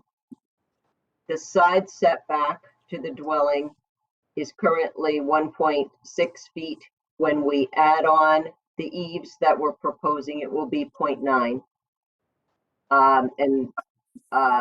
The garage is currently 3.7 feet from the side lot line. We are maintaining that with the new garage at 3.7. And the rear of the home is fully conforming at over 30 feet. The rear setback for the garage is currently 9.7, and we're proposing a 5-foot setback for the garage so that it will fit a car and a little bit of storage. I wanted to show you, this is a picture, a historic picture of the house, that you can see the eaves that were existing on the structure that are no longer existing on the sides. And the proposal is to restore those eaves and put those back on. So when we talk about the eave portion of the application, that's what we're talking about. Then going back to the application. After I filed this, the application looks pretty long and somewhat substantial, but I wanted to include everything because we had a change in administration of the Board of Appeals, and I didn't know if there was going to be a change in interpretation. So the application and the relief that I asked for, I made sure I asked for everything that I could possibly need, and then some. And then after I filed, I had an excellent meeting, very productive meeting with David Fields and Georgia Pendergast, and we went through what it is that we think is required and what the town staff believes is required, and that's what was advertised. But you saw that coming about on a couple of your applications tonight, where there's been some new interpretation that I think is accurate, of course, but and that's kind of why the application was as long as it was. But really, the zoning relief that's needed is not as substantial as you might think. So what you see on your screen right now is the existing conditions plan that you have in your application package, and you can see that the existing enclosed porch here does in fact encroach over the front setback. The stairs encroach over the front setback. Here is the side setback at 1.6, and this is the area that we are seeking a variance so that we can reinstall those historic eaves over the side, which will reduce that setback. And then this is the existing garage. And if you went out and you looked at it, you saw that it is a very small garage. It really doesn't meet the size of a garage under the zoning bylaw. You can fit a car in there. It's very hard, I'm told, to open the doors to get out. So that's the existing condition plan. This is the proposed. So what we are proposing in the front is to remove that enclosed porch that extended out to and over the lot line. And we'll have a smaller addition in its place right here for the bump out of the living room. And you saw that on the floor plan. That's about 4 feet, 5 inches. And then we have an open porch, 4 feet wide here with the new steps. And the new steps are entirely on the property. So this encroachment and the encroaching stairs that go over the lot line will be removed. This is the eave that I mentioned before, the proposed eave. Reinstalling that, it will be installed on both sides, but this is the side that requires some zoning relief. And then the proposed garage, the existing garage is crosshatched here. The proposed garage is here. It's a small garage. It's single car, 15.5 feet in width and 26 feet in depth. So it gives a little bit of room. You certainly know that the standard parking space is 9 by 18. So this gives us room on the sides to be able to get a car in and open the doors. And then it gives a small amount of storage space in the back. Not a great deal, but a small amount. You do have the architectural plans that were submitted with the application. And I'm sure you can see that this is the dormer in the rear that's being proposed. And again, that won't be visible from the front, but it is right there in the back. And this is the front. And really trying to maintain the architectural features of the existing structure. So again, here is the front facade living room addition, and on this side is the open porch. Again, set back further than the existing dwelling, and these are the new stairs that will be fully conforming. You do have a floor plan with the application. And this is the garage, again, matching the architectural style of the home for this new garage. And having had my conversation and meeting with Mr. Fields and Ms. Pendergast, we believe that we need and are requesting a finding to allow the alteration of the non-conforming structures. And we do believe that what we are proposing is not substantially more detrimental to the neighborhood than the existing structures on the property.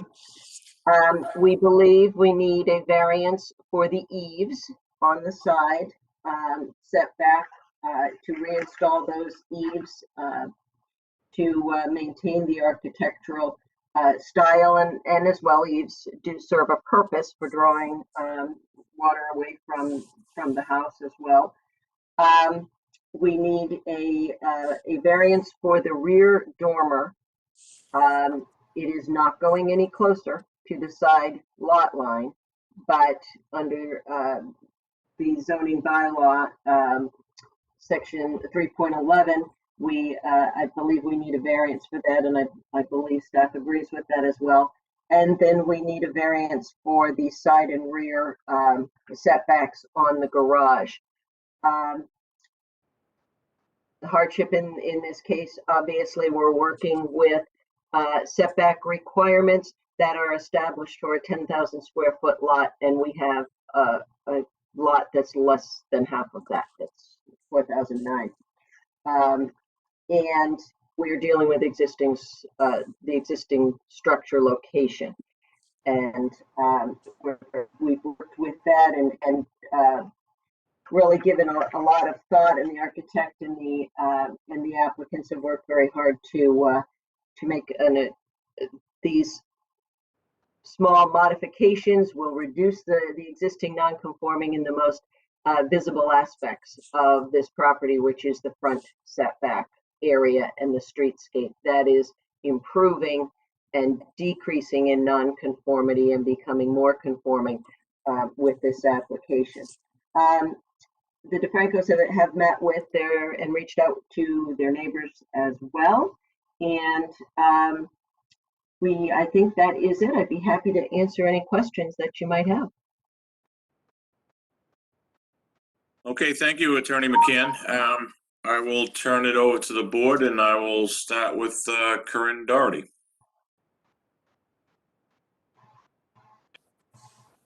That was very thorough. I do not have any questions. Thank you. Thanks, Corinne. Ken J. So the change in the side setback from 1.6 feet to 9 inches or 0.9 feet. Oh, well. Yes. Yeah. That's just the eaves, right? So the change, okay. Correct. That is just the eaves. All right, so the corner of the building will still stay the same. Okay. That's correct. All right, thank you. I have no other questions. Thank you, Ken. Jeff Sauer. Thank you, Mr. Chairman. Attorney McCann, I don't know if you were listening in on 59 River Street or not. It wasn't your application, but we're kind of treading a little bit of new ground here because we were informed that the planning department now has determined that in the case of 59 River, every nonconformity was somewhat improved from the existing condition to the proposal, and therefore they didn't need any kind of variance whatsoever. Is that your understanding here, that for the conditions which were improving, like on the front of the house, those would be findings then? And for the conditions which we were increasing the nonconformity, those would be the items for the variance? That I would agree with that, yes. Okay, so the eave at the upper lot line there and the garage going farther back, since they are increasing the nonconformity, those are the items that would be on the variance, and all of the improvements you made at the front of the house would be on the finding. Correct. And okay. I think there and Mr. Fields can correct me if I'm wrong, I believe the dormer on the back, although it is not going any closer, because the dormer is more than 50% of the required setback, that is a variance also. Okay, for that new construction. Correct. Okay, and you had mentioned, you had put up that little brief about the various conditions you were improving and not improving, and you had a 5.7 foot dimension on the lower front corner. So when I look at the new plot plan, that's the 4 foot of the open porch plus the 1.7 feet to the front lot line? Yes, I believe that is correct. Okay, so we don't count the open porch as part of the front setback, obviously.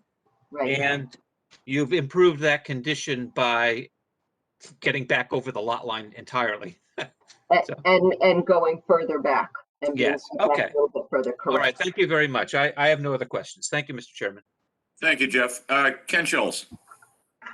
Thank you. Nice presentation, Attorney McCann. I have no questions. Thank you. Thank you, Ken. Becky.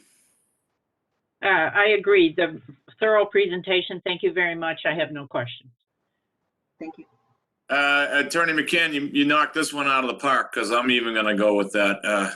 Very Wow. good. I have to say, when I first looked at this and I saw you were going to 0.9, I said, wow, this is a rabbit out of a hat here. How's she going to get this one by us? But it makes a lot of sense to me what you've laid out here for us. And Jeff also pointing out the differences between findings and what's required for variances all makes this very clear to me.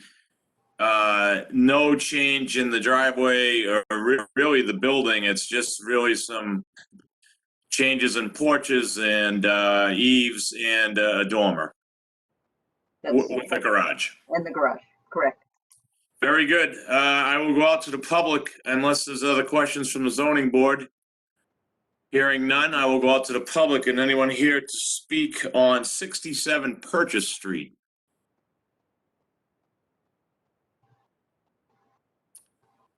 Nancy, that's when you know you did a good job. Nobody wants to speak. Perfect. I'm going to stop sharing my screen. Yeah, well, you'll get better at that just in time for us to go back in person. So I will come back to the board for deliberations. And Corinne, I started with you, so go ahead. I will vote for this project. Thank you.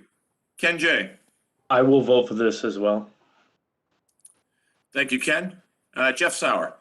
Yes, thank you, Mr. Chairman. No, I think it's a great plan. The whole front encroachment problem has been solved.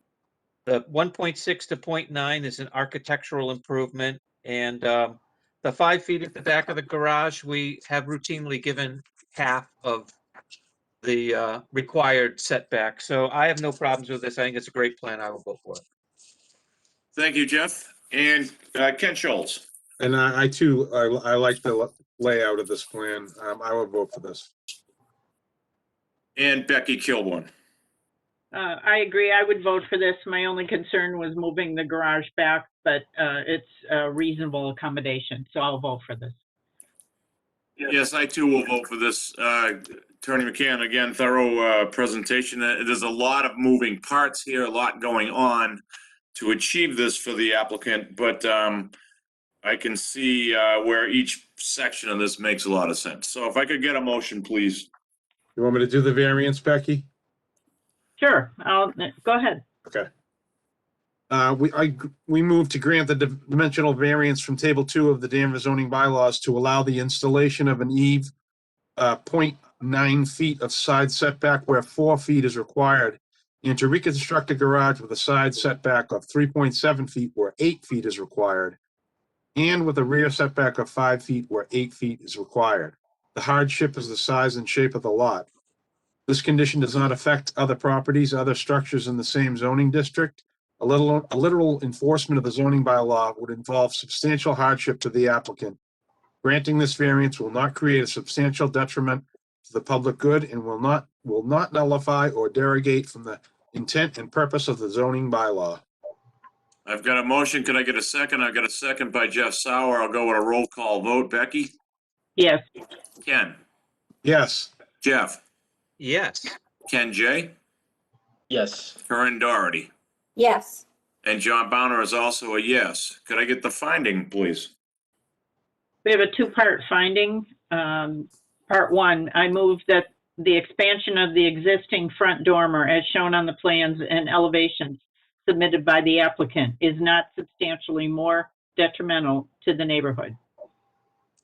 I've got a motion and I've got a second by Ken Scholes. A roll call vote. Becky?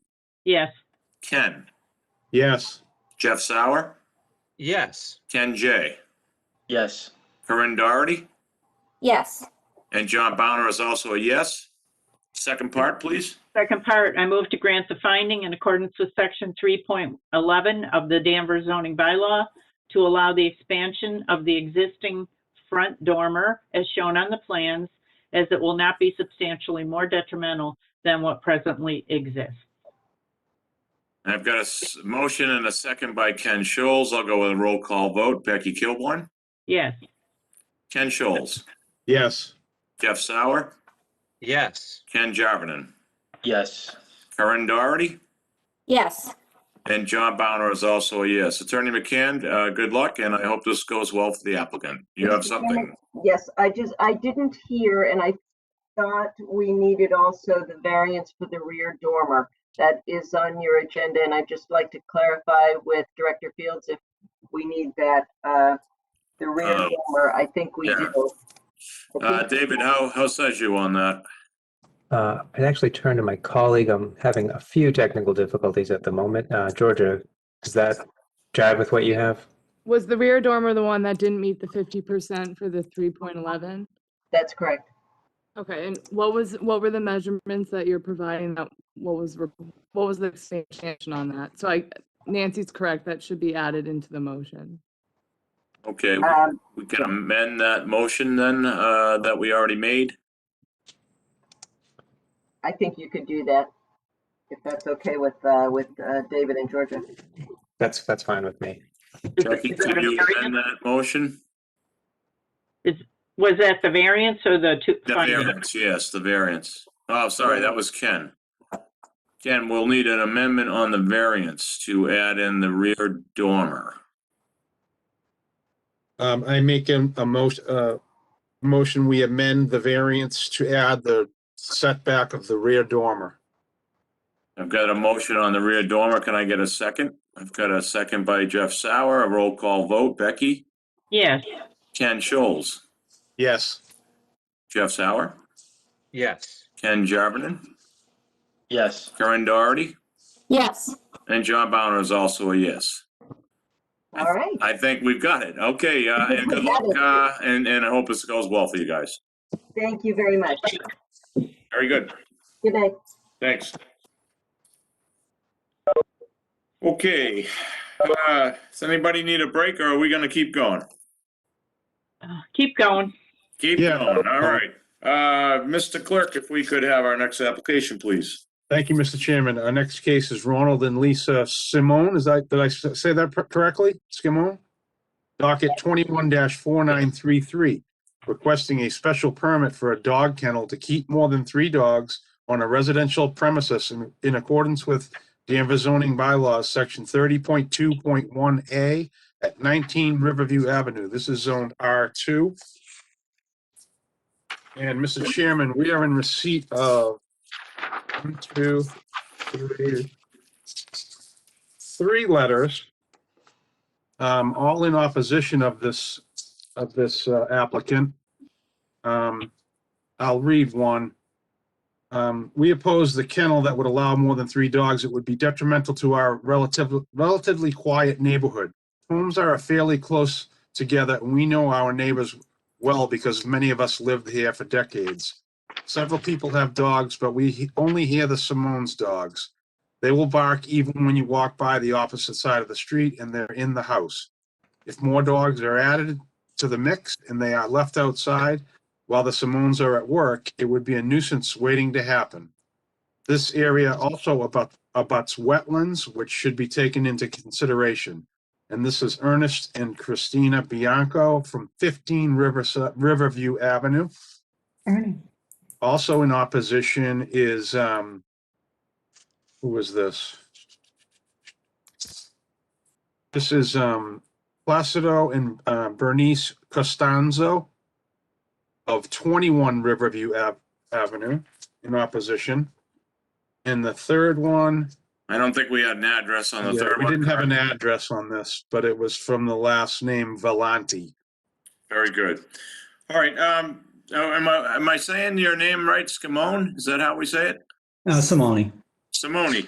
I have to say, before you get started, there's not much here in your application. So, I mean, normally we would get something, a plot plan or something that would kind of show us what you'd like to do. So you haven't given us a lot to go on, but go ahead forward and talk to us about what you're looking to do here.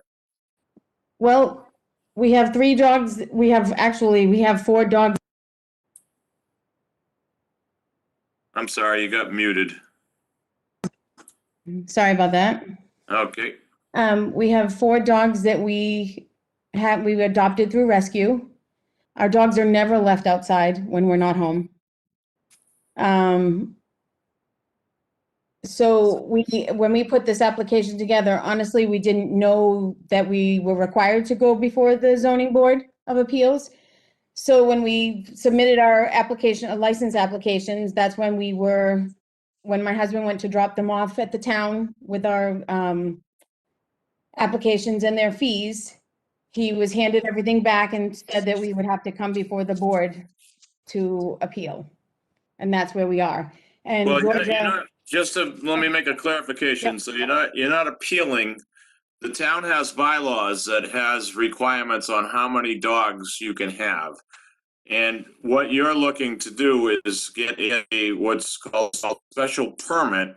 correct. And anything over the dog bylaw, which is the bylaw for the entire town, requires this board to issue a special permit. So we consider anything over the quantity of dogs in the bylaw to be considered a kennel. Now, that's whether or not you're running a commercial kennel or something out of your house. It doesn't matter, though. Yeah, I see you Right. shaking your head, but I Yeah, just we're want to be not. clear. Yep. Yeah, No, but I these just want to be are clear. these So are- as far as bylaws are concerned, Mhm. it would be considered a kennel because you're going outside of what's permitted through the town bylaws. So just so we're all on the same page. Yes. And it's a special permit that you're seeking through this zoning board. Zoning board is what would issue the special permit. Mhm. Yes. Is all that clear? That is clear. Yes, we did not Okay. know this before we adopted the 4th dog. A lot of people don't. Right. There's a lot of laws in our books that people don't know about. So when we submitted the application, Georgia Pendergrass actually guided me through the whole application process.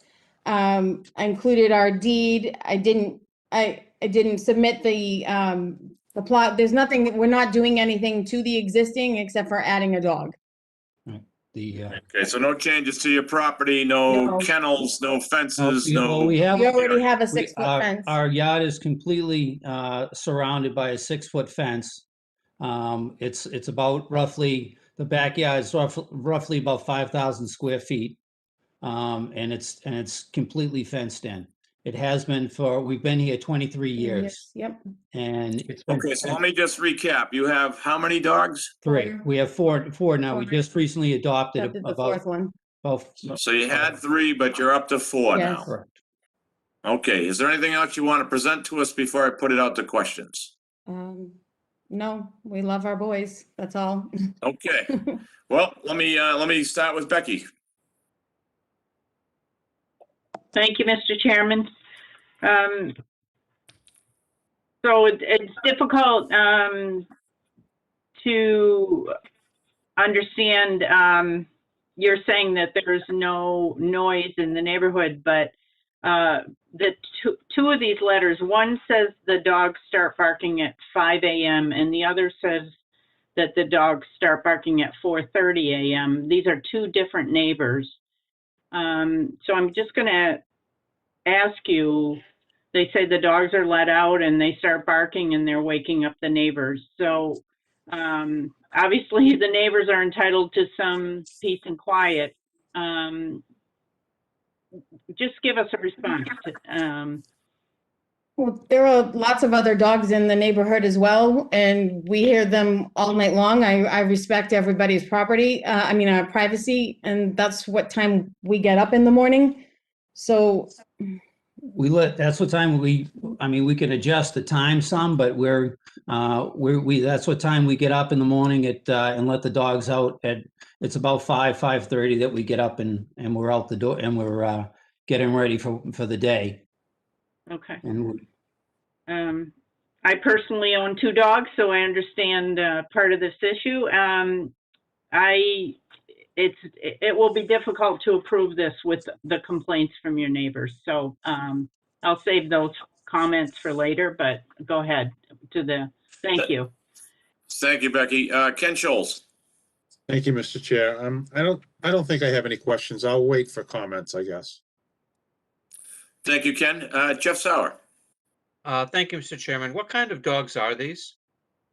2 are a husky mix. There's a shepherd mix, and we just discovered our last adoptee, because you don't know what you get when you adopt, a Great Pyrenees mix. Okay, thank you. So they're good-sized dogs. They they're are. about 75 pounds. Yeah. Okay. Anyway, they range from about 60 to 60, 85 pounds. Okay, thank you. No other questions, Mr. Chairman. Thank you, Jeff. Ken J. Thank you, Mr. Chairman. What is the latest that you usually put the dogs out before you go to bed? About 8:30, 9 o'clock. Okay, so there wasn't any 10 o'clock, because I think one of the letters said it was 10 o'clock. On occasion there may be, but it's not a regular habit. thing, no. Yeah. I'm asleep then. Okay, I have no other questions. Thank you. Thank you, Ken. Corinne. You stated that these dogs are rescue dogs.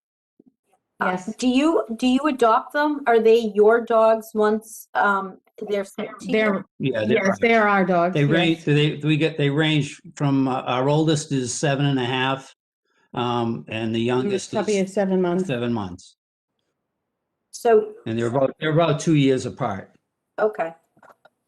But you adopt them and they are your dogs now. Yes. Okay, so you're not. Yes, we don't foster. No, we don't foster. No foster. These are ours. And you're not training them to send them somewhere else either. No. No. Okay. No further questions. Thank you, Corinne. David, I'd like to go out to you just for some clarification on the bylaw. So are you clear on how our town bylaw is written in this area? On the number of dogs Yes. specifically? Yeah, it's anything more than 3. Okay. So And 3. so we don't specify a size or a type, it's just a quantity. Correct. Yeah, there's not I don't believe there's a weight requirement. We had a former animal husbandry bylaw that had weights and numbers of animals. We've since changed that, but this is separate as it's a kennel, not animal husbandry. Right. So once you go over 3 dogs, it kicks you into being considered a kennel, which forces you in front of the zoning board for a special permit. Do I have that correct? Yes, that's correct. Okay. All right. So I just want to make sure I'm clear. I have cats, no dogs. No disrespect to dogs. I don't think I have any questions. I just really wanted to understand our current bylaw. I do, hold on, Ken, I'll get to you. I just, it's hard to discredit. Look, we don't live in your neighborhood. It's hard to discredit when we get 3 letters in from neighbors about, noises from dogs. Dogs bark. That's what they do. It's the nature of the beast, literally, right? So I can't sit and defend your side of this argument and your neighbors because again, we don't live there. But it is 3 different people, and I guess I just it's again, I think with what Becky said, it's hard to just disregard what they have to say. Ken, you had an additional question. I did. Thank you, Mr. Chairman. If this got approved as a kennel, Is Mhm. there a limit as to how many dogs there can be? Three, well, I mean, one of our oldest dog is about 7.5, and we've had over the years, we've had several dogs. And the number is usually 3, and as they get older, we ran across this last one. My wife fell in love with him went online, and she decided that let's get this one, because we don't know because the other dog's a little bigger dog, and they don't live as long. So 3 is our number. And we just happened to come across this one at this time. Yeah, I think Ken, though, Ken, you're looking for clarification? Right. I On the think special bylaws. permit gives us latitude, but maybe again, David Fields could answer this. When someone's seeking a kennel special permit, is there a limit on how many, maximum limit of dogs you can have, or is it at the discretion of this board and the permitting process? Sure. The current bylaw gives it discretion. So there's no limit. It just simply says what a kennel is, and you need a special permit to do it.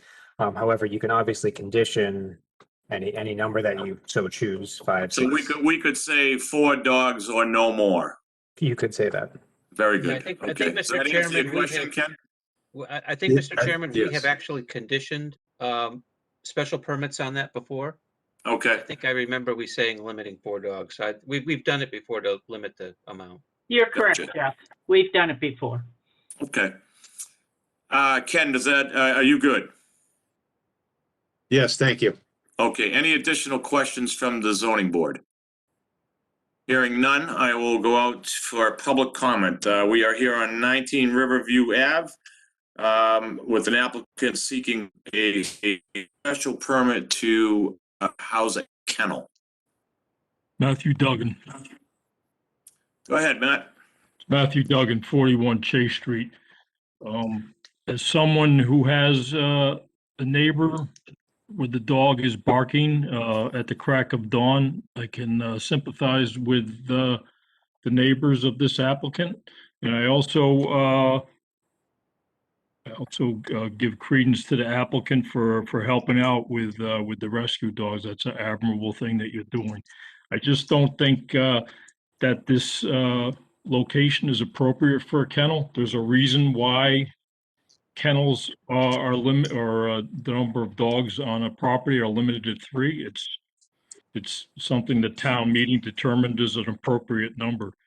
And I think that the impact to the neighbors in terms of the noise is detrimental to the enjoyment of one's property. So I would not be in favor of this application for 3 or more than 3 animals or large dogs. That's all I have. Thank you. Very good, thank you. Anyone else here to comment on 19 Riverview Ave? Get down there. Okay, hearing none, we will come back to the board, and I believe I started with you, Becky. We will deliberate. Thank you, Mr. Chairman. I myself have 2 rescue dogs, and so I understand their temperament, and but I do think that it's extremely important to be respectful of your neighbors. We all live in neighborhoods, and we have neighbors, so it's just something that we have to do in order for us to approve this special permit. We have to vote on that the kennel will not adversely affect the neighborhood, and it's difficult to say that when we have letters from your neighbors. I don't know how you handle it when you already have 4 dogs. So I would not be in favor of this based on the comments from the neighbors. Thank you. Thank you, Becky. Ken Scholes. I would agree with Becky. We don't want to start World War III here. Well, obviously, we're hearing from the neighbors that don't like it. Do I hate to see you have to get rid of a dog? Obviously, that's awful. But I think I'm a no. Thank you, Ken. Jeff Sauer. Thank you, Mr. Chairman. I have to agree with my fellow board members. The neighbors' concerns are too, we have to balance the needs of all the neighbors. Thank you, Jeff. Ken J. I also couldn't vote for this with a clear conscience, knowing that the quiet enjoyment of the neighbors is breached daily, and it's early, and I too would probably be aggravated with that, although I know it's very sad to lose one of your guys, but yeah, I couldn't vote for that. Sorry. Thank you, Ken. Corinne Doherty. I agree. I think this is, it's a sad situation, but I have to uphold, I guess, or defer to the neighbors in this. And I would be a no vote. Thank you, Corinne. So, Mr. and Mrs. Simone, unfortunately, you don't have the votes to move this forward. My own comment would be, it's a tough situation. Well, again, like I said earlier, we don't live in your neighborhood.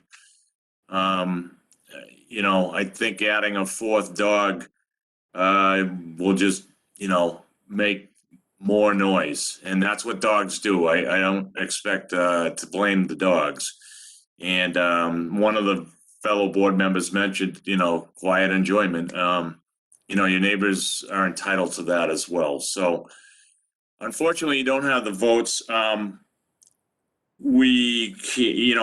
be no point in continuing this case because I don't think any board members are going to change. So the request here would be you could withdraw your application without prejudice.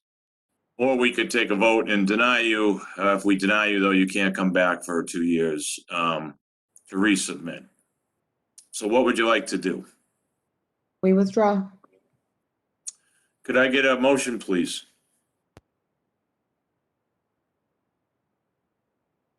So moved to withdraw the application. Can I get a second? I got a second by Ken Scholes. Could I get a roll call vote? Becky? Yes. Ken Scholes? Yes.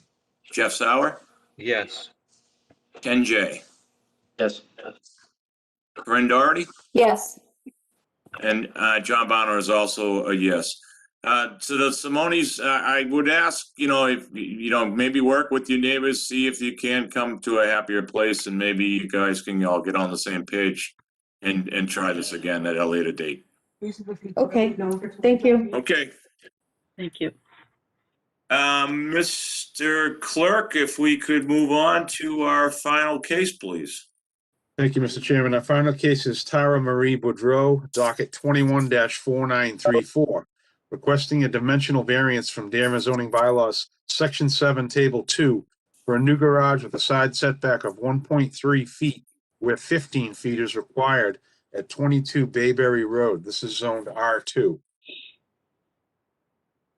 Okay, is somebody here to present on 22 Bayberry Road? Hi, yes, my name is Tara Marie Boudreau. I live at 22 Bayberry Road, as you said. I purchased the home in December directly from the contractor. It's in a lovely neighborhood. It's fully remodeled salt box. I spent years looking for a house in Danvers, and it was like the stars aligned. I was so excited. But when I bought it, the one thing I knew I wanted to do was put up a garage. It was the one thing missing. The majority, I can only think of one other house on the street that doesn't actually have a garage. Most of them are all attached. So I thought this was going to be a very easy and simple, no big deal. Let's pop one up. It's not. Once I had the plot surveyed, I realized that because of the size and shape and the location of the home, it's more difficult than I could have imagined. And so this placement was really a compromise. It's not ideal. None of my options are ideal. So if I want a garage, I need to try to work it in. I feel like in New England too, it's not really a luxury, it's an essential. So It's just me, so this is all completely new for me, and I'm a little nervous. Sorry. No problem. You're doing a great job. I don't know if our zoning board meeting was longer than your home search tonight, but I'm sure you got a full diet of zoning applications I while did. you were waiting. It's very interesting, though. This is my first meeting, so it was Well, fast. we like to think so. Is that the extent of your presentation? Is there anything else you'd like to tell us before I turn it over to the board? Well, I would like to point out that the majority of the garage would be within the 15-foot setback. I know that's not ideal. My one neighbor, I just found out, was opposed to it. I sent his wife the information a month ago. I didn't hear about it. She seemed agreeable, so I didn't give it another thought. And I just found out that he is indeed opposed to it. However, they do have an encroachment on my property currently. So I didn't know if that makes any difference. Well, if he is opposed to it, he did not formally notify us. Maybe he's going to speak tonight when I open for public comment, but we can ferret all that out when we move forward. I think anything else? There's not an easement in place. I think the contractor wanted to, use that as maybe a bargaining tool if he were opposed to it. That I'm just open to compromise.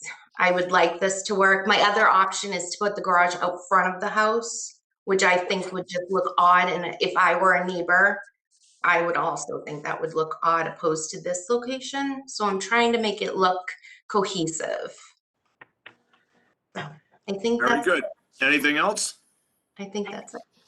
Okay, I will turn it over to the board and we will ask some questions of you. I believe it's Corinne. First of all, I wanted to tell you, I love the renovations that were completed on the house. I love the design for this garage. But I do have a couple questions. I know you said you just stated that you didn't want to put the garage in the front. You thought that it wouldn't look good and it would look unusual in the neighborhood. Did you ever, or did your contractor ever suggest to you that you have the garage attached to the dwelling? Yes, and part of the problem is that side of the house is the living room and the kitchen, and the house isn't huge, so putting a door, I also have the bulkhead to contend with, which is another problem. So it just wasn't really a viable option. It looks like you also have a direct vent fireplace or something on that side of the house as well? Yes, there's a gas fireplace also. Okay, I saw that on a site visit. Oh, okay. So basically what you're saying, you didn't want to bring it forward in front of the house. You can't really have it attached to the house because of those issues. And so really the only spot you could put it is where you have it situated on your proposal. I thought that was the one location that it would look best. There, we could stick it in the middle of the backyard, but that would mean the backyard is basically unusable. Or we can move it out front, literally in front of the house, a little to the left, but it would be directly in front of it. Okay. And I think the architect was thrilled because he got it within the setbacks in that, but I just think it would look very bizarre and misplaced. Okay, thank you. Thank you, Corinne. Ken J. Thank you, Mr. Chair.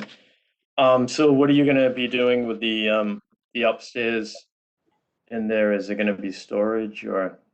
Just a small amount of storage. I wanted a ladder, not a pull down, so I could access some storage. The basement is damp. It's not a place that I really want to store a lot of stuff. So I thought if I could but honestly, I'm open. I'm willing to compromise if the bump out, or what did they call it? A dormer, I think. If that's an issue, we can remove it. It's just, I was hoping for a little extra space over the cars. Oh, it doesn't look bad. I was just wondering what you were doing. You're not gonna have any running water in there, right? No, it's not going to be a gym or an office or anything like that. Okay, thank you. I have no questions. Thanks, Ken. Jeff Sauer. Thank you, Mr. Chairman. I don't really have a lot of questions. I think that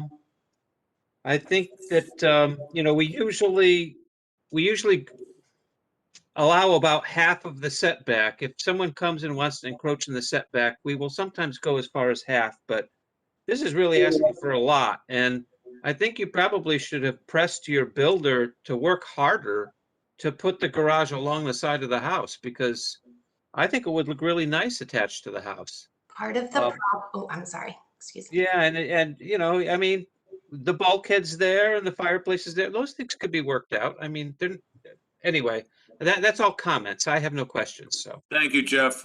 Ken Scholes. Thank you, Mr. Chair. I agree with Jeff. I mean, that setback is a little bit, it's kind of crazy. But I don't know if you can see this, but I kind of see where I drew the black square. You see that? Oh, yes. Yes. So that's the garage, but rotated 45 degrees. Facing you, so where my black arrow is would where be where you drive in. Okay. What if you thought about something like that? I think you could get your setbacks a lot better if you had it in an area like that. I don't know. That wasn't presented as an option to me, no. So thank you.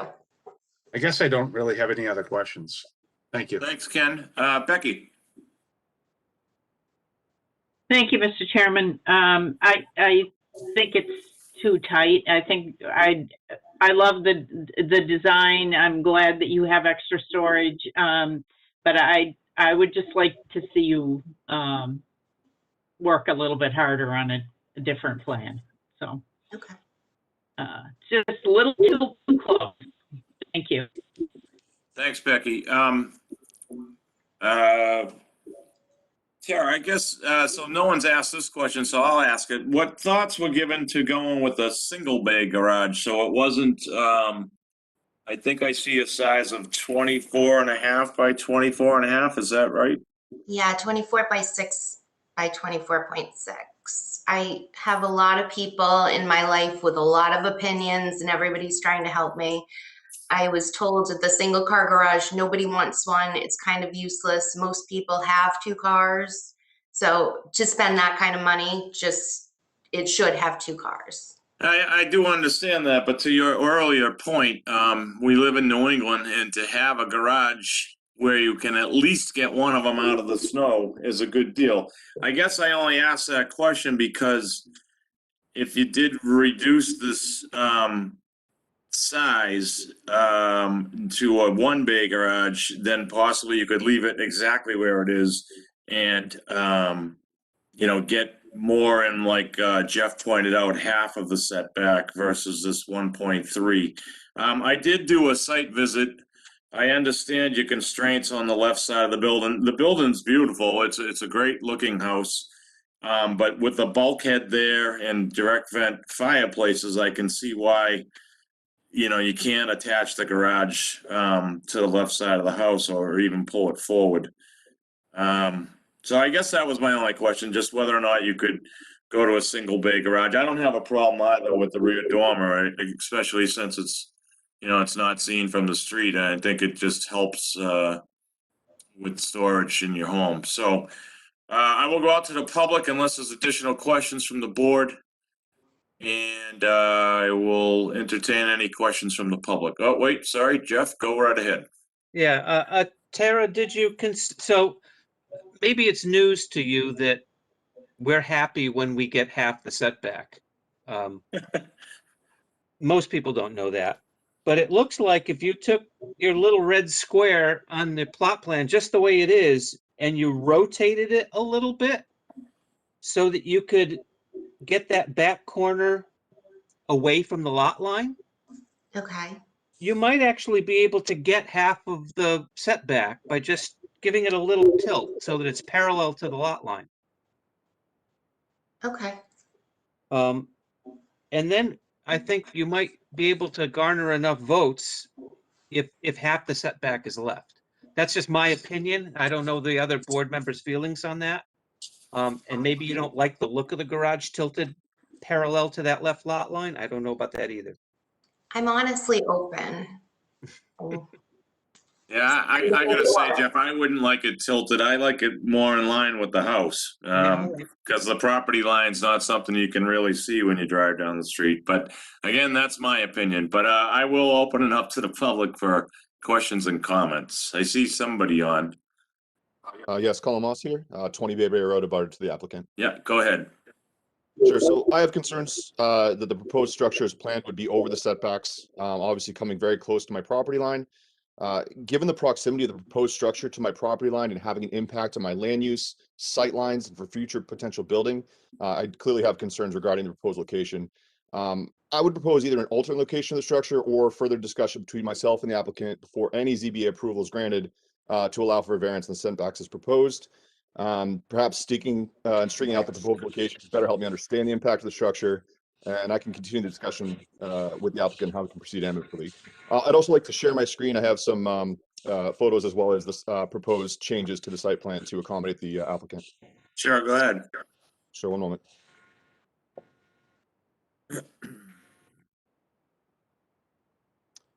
So as we see here, it's the existing site plan that's been proposed by the applicant. One edit that has been discussed already was to move the garage forward and attach the building, in which case you would meet the setback requirements.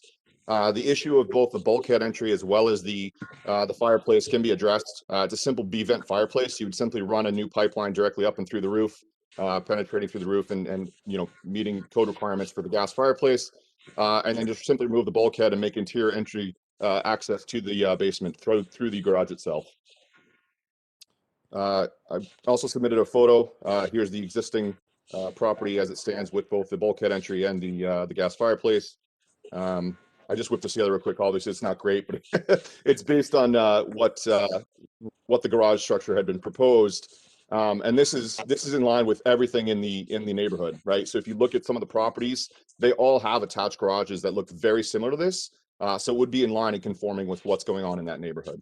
I think it would look fantastic. It's a beautiful, it's a beautiful building. It's just a question of, again, I think the board is attested to the fact that it's very, very close to the setbacks. So I would definitely, at this point, be against it. Very good, thank you. Any other additional public comment on 22 Bayberry Road? Yes, Steve Rogers here, 33 Bayberry. Go ahead, Steve. Having a look at the 16-inch request, I would say is tighter than I would ever want to have a building next to my property. The idea of rotating it, if you will, about 20 degrees to be along that lot line, I don't think it would look as bad as people think. Clearly, I understand it would be great to be attached, and if you attach it to the rear of the fireplace, you could actually put that bulkhead, the bulkhead's leaked forever. You could put that bulkhead in the garage and actually have an inside access to your basement through the garage versus the thing that's going to leak for the rest of its life anyway. So just my thought, I would be absolutely opposed to 16 inches. I think there's plenty of options on the property. The garage is drawn is really, really nice looking. The house obviously is improved since its vacancies for many years, and I'd love to see a nice garage there, but it's just too tight for what I would like in the neighborhood. Very good, thank you, Steve. Any other additional comment from the public? Hearing none, I will come back to the board. I believe I started with you, Corinne. Again, I would like to restate that, I love what you did with what was done with the house. I love the plans. I'm just concerned about where the proposal is to put the garage. I agree. I think it would look better. Maybe you would have to do some changes to the dwelling itself, but I think it would look best if it were connected to the house.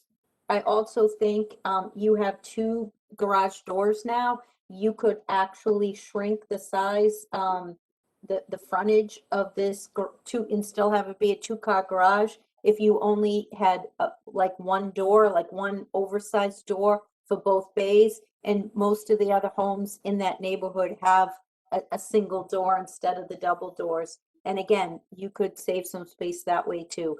So the way it's situated now, I would not be a yes vote for that. But if you made changes, I would certainly vote yes. Very good. Thank you, Corinne. Ken J. I agree about the setback. That's much too close to the neighbor. Like Jeff and other members said pretty much, we usually go like half of the setback. I think it's 15, so 7.5 feet for an R2. Well, it's 15 for an R2 side setbacks back, so 7.5 feet you would need to go. But I don't know if you could do that. You'd have to tilt it like Mr. Sauer said, but I prefer to keep, I think it's straight in line with the house, with the front of the house, like Mr. Chairman mentioned. I think that looks better from the frontage. So I think your best opportunity here is, if you want to keep that building, is attaching it to the existing house, and I mean to your house, and working out the gas range and the bulkhead or the fireplace. That's all I got. Thank you. Thank you, Ken. Jeff Sauer. Thank you, Mr. Chairman. Yeah, Tara Marie, there's a lot of information, isn't it? Sure is. So legally, when we approve a variance, what we're saying is the applicant has presented us with a problem, and there's no other way for them to solve that problem other than to grant them the relief. And I think what you've heard from the members is, if you go back to your architect, there maybe are other things you could try, and everybody has an opinion about what looks good and bad, but I think you could sharpen your pencil, and we'd be happy. You know, we love what you've done with the house. We love how much nicer it looks. And we certainly don't want to vote against the idea of a garage, but asking us to grant this such a tight, relief, we all think that there's some other plan that could come about. And if you continue, then we'd be happy to have you back to show us a beautiful, more interesting plan. So I wouldn't vote for it the way it is, but we're certainly looking forward to seeing what you can come up with next. Thank you, Jeff. Ken Scholes. Thank you, Mr. Chairman. Yes, we can't live with that setback. I know that's what you ultimately like it, and you've heard from your neighbor, he doesn't really like it. He doesn't want it there. You have to live next door to them for a long time now. So let's try to work something out and try to continue, come back and show us something different. So I'm a no right now. Thank you, Ken. Becky. Okay, so there's really no question this is a really difficult lot because it's pie-shaped, which is, it's not a rectangular lot, so there's no question. It's really not our job to design your property and your house and your garage and everything. So I think you've heard some great comments tonight. And again, I wouldn't vote for it the way it is, but I think you have some options. So that's where I'm at. Thank you, Becky. I too, Tara Marie, as Becky said, we're not here to design it, and what you're comfortable with is what you're comfortable with. We have to enforce the bylaws. 1.3 is too tight for me. However, I think you've been presented with kind of 4 ideas here. One would be to put the garage attached to the house, and that comes with associated costs with, removing your direct vent fireplace there. Another would be to angle the garage, as Jeff Sauer mentioned. I'm not sure I like the look of that. Another point would be, as Corinne mentioned, maybe a single garage door, which would allow you to somewhat shrink the building a little bit. I think what bottom line is we're looking for some kind of other design that would bring you more in compliance with the side setback. And I can't even remember what the fourth proposal was. Maybe just to go to a one-bay garage. So you have some options. What I'm going to recommend, which I think you've heard from the other board members, is to go back to the drawing board and just ask for a continuance right now. Our next meeting is on May 24th. I don't know if that's enough time for you. And before you answer that, as mentioned earlier this evening, that's a Monday. We would want plans in our hands the Tuesday prior. And that's just so the planning department can get that information out to us. Is that enough time for you to continue it? If not, again, before you answer, our next meeting isn't until June 14th. So the option is yours. Right now you don't have the vote. So of course, if we were to take a vote, you'd be denied. So my recommendation is that you continue this and to one of those dates. What would you like to do? I'd like June 14th, if that's okay. June, it is. And so could I get a motion, please, and a second? So moved to June 14th. And I've got a second by Ken J. B. Ken S. So again, Tara Marie, we would need those plans the Tuesday prior into the planning department, updated drawings, any renderings, so the board can look at what your newest plan is. I've got a motion and a second. I'll go with a roll call vote. Becky? Yes. Ken Scholes? Yes. Jeff Sauer? Yes to continue. Ken J? Yes. And Corinne Doherty? Yes. And yes, John Bowner is to continue this to June 14th. And Tara Marie, good luck sharpening your pencil, and may you pick the plan that works best for all involved here. Thank you very much. Thank you all so much. Yeah, we'll see you June 14th. Thank you. Thank you. Okay, if there's no other business this evening, I will ask for a motion to say goodnight. Motion to adjourn. And second, I've got a tie goes to, Jeff put up two hands. I'm going to give it to Jeff Sauer. Roll call vote. Becky? Yes. Ken? Yes. Good night, Danvers. Jeff? Yes. Ken J? Yes. Corinne? Yes. And John Bowner is also a yes. Good night, Danvers, and thank you all for tuning in. Thank Good you, night. Thank you. planning board. Thank you. Have a good night.